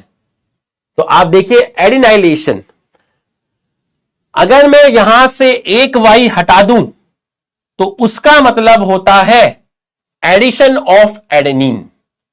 Addition of adenine. लेकिन यहां लिखा है NYLYL। इस टर्म का मतलब होता है अमीनो एसिड में एएमपी का जोड़ना। अमीनो एसिड में कितने फॉस्फेट जुड़े? 1 फॉस्फेट जुड़े। तो एडिनाइलेशन का यहां पर मतलब है अमीनो एसिड के साथ बाइंड हुआ एटीपी, उसने 1 फॉस्फेट लिया और 2 फॉस्फेट को बाहर निकाल दिया। तो ये जो अमीनो एसिड है, ये अमीनो एसिड एक्टिवेटेड है। अमीनो एसिड में क्या ऐड हुआ? एटीपी ऐड हुआ। कितने फॉस्फेट निकल गए? 2। कितने फॉस्फेट ऐड हुए? 1। तो addition of AMP to amino acid called adenylation. यहां तक समझ में आया तो यस लिखिए। यहां तक समझ में आया तो यस लिखिए। दूसरा स्टेप, अब ये जो अमीनो एसाइल एएमपी है, ये जो एक्टिवेटेड फॉर्म है अमीनो एसिड की, जिसको मैं बोल रहा हूं अमीनो एसाइल एएमपी, ये किसके साथ बाइंड होगा? ये बाइंड होगा 3 prime end of tRNA. TRNA के 3 प्राइम एंड पे बाइंड होगा। तो जब ये 3 प्राइम एंड पे आपका बाइंड होगा, जब ये 3 प्राइम एंड पे बाइंड होगा, तो आपका क्या बनेगा? आपका बनेगा अमीनो एसाइल टीआरएनए, और इस टीआरएनए को बोलेंगे चार्ज टीआरएनए। क्या बोलेंगे? Charge tRNA. क्या बोलेंगे? Charge tRNA. तो चार्ज टीआरएनए किसको बोलते हैं? ऐसा टीआरएनए जिसके साथ अमीनो एसिड बाइंड है। मतलब अमीनो एसिड प्लस टीआरएनए, अगर अमीनो एसिड टीआरएनए के साथ बाइंड है, ऐसे टीआरएनए को बोलेंगे चार्ज टीआरएनए। इस प्रोसेस को बोलते हैं चार्जिंग ऑफ टीआरएनए। और इन दोनों प्रोसेस को जो एंजाइम इन्वॉल्व होता है, उस एंजाइम का नाम है अमीनो एसाइल टीआरएनए सिंथेटेस। और इस प्रोसेस को, इन दोनों प्रोसेस को मिलाकर आप बोलते हैं एक्साइलेशन ऑफ टीआरएनए। तो acylation of tRNA, acylation of tRNA किस एंजाइम की प्रेजेंस में हुआ? Amino acyl tRNA synthetase enzyme की प्रेजेंस में हुआ। कितने स्टेप में हुआ? 2 स्टेप में हुआ। पहले अमीनो एसिड आई, उसने एटीपी खाया, 2 फॉस्फेट बाहर निकाले और बन गया अमीनो एसाइल एएमपी। इस प्रोसेस को बोला एडिनाइलेशन। ये एक्टिवेटेड फॉर्म है अमीनो एसिड की। तो अमीनो एसिड की एक्टिवेटेड फॉर्म, अमीनो एसिड की एक्टिवेटेड फॉर्म, ये क्या है? Activated form, activated form. तो activated form of amino acid कहां बाइंड कर गई? कहां बाइंड कर गई? Binds to tRNA. कहां बाइंड कर गई? Binds to tRNA. टीआरएनए के ऊपर कहां? टीआरएनए के 3 प्राइम एंड पे बाइंड कर गई और क्या बन गया? Amino acyl tRNA. और क्या निकल गया आपका यहां से बाहर? यहां से बाहर निकल गया आपका एएमपी। तो बच्चों, अमीनो एसिड के एक्टिवेशन करने के लिए एनर्जी खर्च होती है, एटीपी आपका खर्च होता है, और इन दोनों प्रोसेस को मिलाकर बोलते हैं एक्साइलेशन ऑफ टीआरएनए। तो चार्जिंग ऑफ टीआरएनए जो है वो 2 स्टेप में हुई। सबसे पहले अमीनो एसिड एक्टिवेट हुई, ये रही अमीनो एसिड, एक्टिवेट करने के लिए दे दिया एटीपी, 2 फॉस्फेट बाहर निकल गए, 1 फॉस्फेट ले लिया, amino acyl AMP. Activated form of amino acid binds to tRNA के 3 प्राइम एंड पर। तो अब अमीनो एसाइल टीआरएनए, इस टीआरएनए को बोलते हैं चार्ज टीआरएनए, जिसमें अमीनो एसिड टीआरएनए पे बाइंड होती है। और ये दोनों प्रोसेस जिस एंजाइम की प्रेजेंस में होते हैं उस एंजाइम को बोलते हैं अमीनो एसाइल टीआरएनए सिंथेटेज। तो अगर 20 अमीनो एसिड है तो सबको एक्टिवेट करना पड़ेगा। तो आपको 20 अमीनो एसाइल टीआरएनए चाहिए। एक अमीनो एसिड को एक्टिवेट करने के लिए एक अमीनो एसाइल टीआरएनए, 20 को एक्टिवेट करने के लिए करीब 20 टीआरएनए। समझ में आया तो यस लिख दीजिए, समझ में आया तो यस लिखिए, समझ में आया तो यस लिख दीजिए, फटाफट यस लिख दीजिए। अरे वीडियो कॉल कर लेंगे दीवाने, ये समझ में आया तो यस लिख दीजिए, फटाफट यस लिख दीजिए। बाइंडिंग ऑफ अमीनो एसिड, जल्दी से यस लिख दीजिए।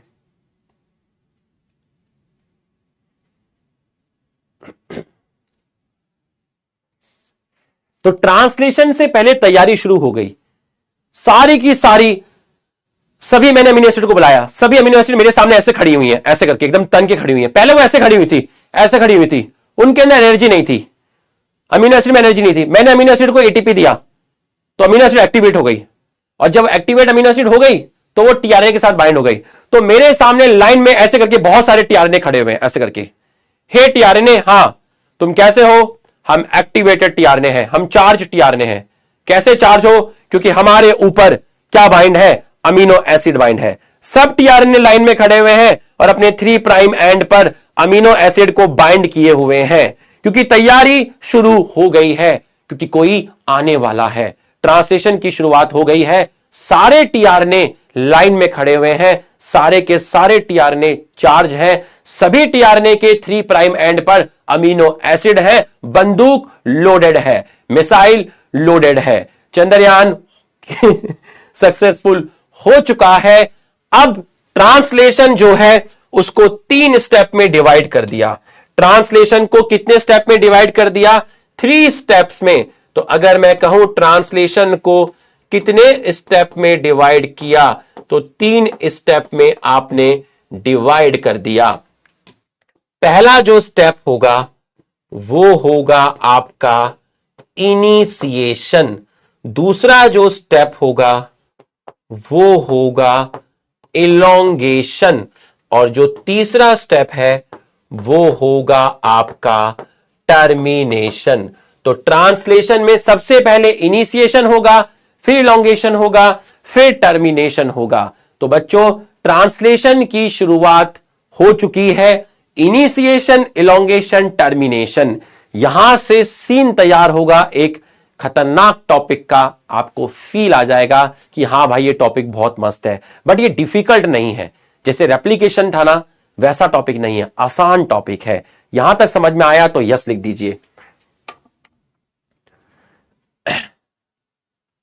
ये ठीक था ना, ये कराना जरूरी था ना बेटा।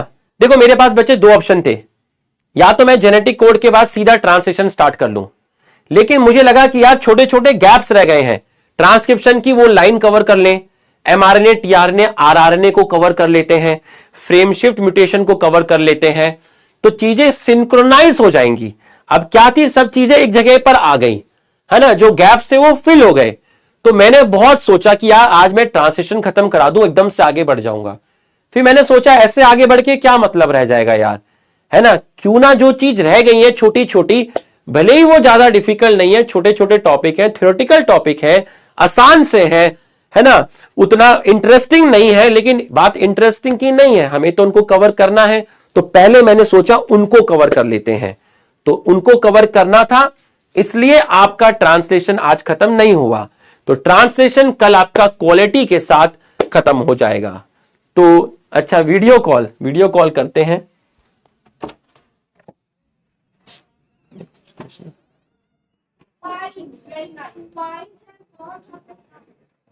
सर वीडियो कॉल कर,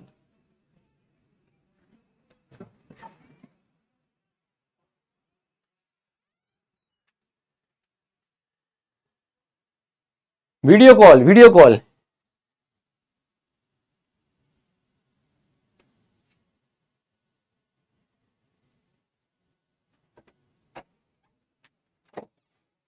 कर ले, करें स्टार्ट। वितुल को करते हैं, साक्षी को करते हैं, आरती को भी करते हैं।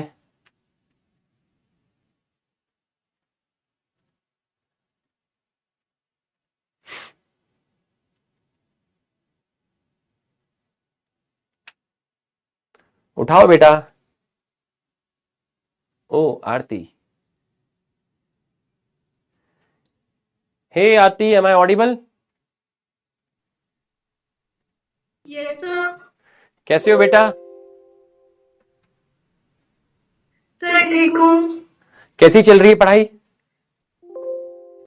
सर ठीक चल रही। बॉटनी वाले का समझ आता है? बॉटनी वाला पढ़ाता है ठीक ठाक? ये सर बहुत अच्छा पढ़ाते हैं, कोई टीचर लोग भी सारे टीचर अच्छे पढ़ाते हैं सर। कोई शिकायत तो नहीं है बॉटनी वाले सर से? नो सर बिल्कुल नहीं। तो आप अच्छे से पढ़ाई करिए और अपने टीचर्स का, अपने पेरेंट्स का सपना पूरा करिए, है ना, और मेरी बेस्ट विशेष आपके साथ हैं। और बिल्कुल भी स्ट्रेस लेके पढ़ाई मत करिएगा, अच्छे से बस पढ़ाई करिए और ईश्वर पे विश्वास रखिए, ठीक है। और हम भी कोशिश करेंगे आपको और अच्छा पढ़ाने की। और ठीक है फिर आरती, ऑल द बेस्ट बेटा, है ना। Thank you sir. ठीक है, और कनेक्ट करो एक, किसी को रैंडमली किसी को भी कनेक्ट कर दो।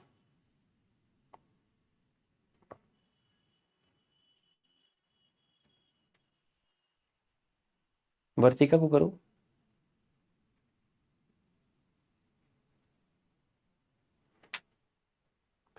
प्रिंस कौन है? हाय हाय हाय प्रिंस, हेलो सर। कैसे हो प्रिंस? ठीक हूँ सर। कैसी चल रही पढ़ाई?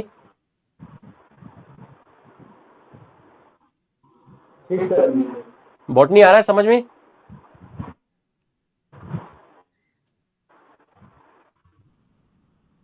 Hello, yes sir. कुछ कहना चाहोगे? आवाज थोड़ा कटता है। आवाज थोड़ा कट रहा है, ठीक है। और प्रिंस के पीछे भी काफी लोग हैं। आवाज नहीं सर। अब आ रही है? प्रिंस, बॉटनी समझ में आती है बेटा? Yes sir. ठीक है। इतने मायूस मायूस से क्यों लग रहे हो, खाना नहीं खाया क्या?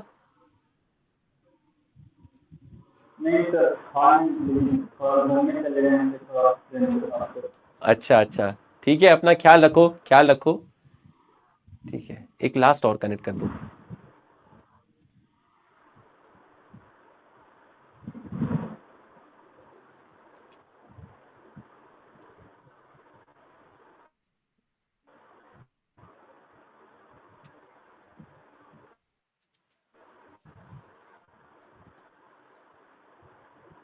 रिद्धिमा।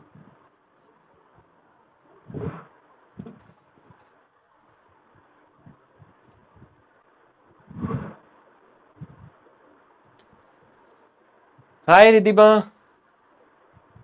Hi sir. व्हाट्सअप, बढ़िया सब? Yes sir. कैसा चल रहा है पढ़ाई? मस्त। मस्त। बॉटनी समझ आती है? Yes sir. कोई दिक्कत तो नहीं बॉटनी वाले से? ठीक ठाक पढ़ा लेता है ना? यस। मॉलिक्यूलर बेसिस आ रहा है समझ में? यस सर, आ रहा है ना। कहाँ से बिलोंग करते हो? कहाँ से हो आप? मैं एमपी से। एमपी में कहाँ से? रतलाम से। अच्छा, तो अच्छे से पढ़ाई करो और मम्मी पापा का सबका सपना पूरा करो, है ना?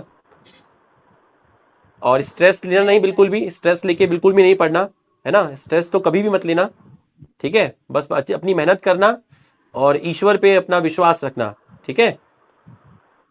Yes yes. ठीक है फिर, है ना? All the best. क्लास का टाइम हो गया है, ब्रेक का टाइम है, आप लोग एंजॉय करिए। और ठीक है भाई, मस्त होके बैठना, चौड़े होके बैठना, स्ट्रेस फ्री होके बैठना। भाई कल फिर आएगा, ठीक है? कल की क्लास तबाही है। Thank you.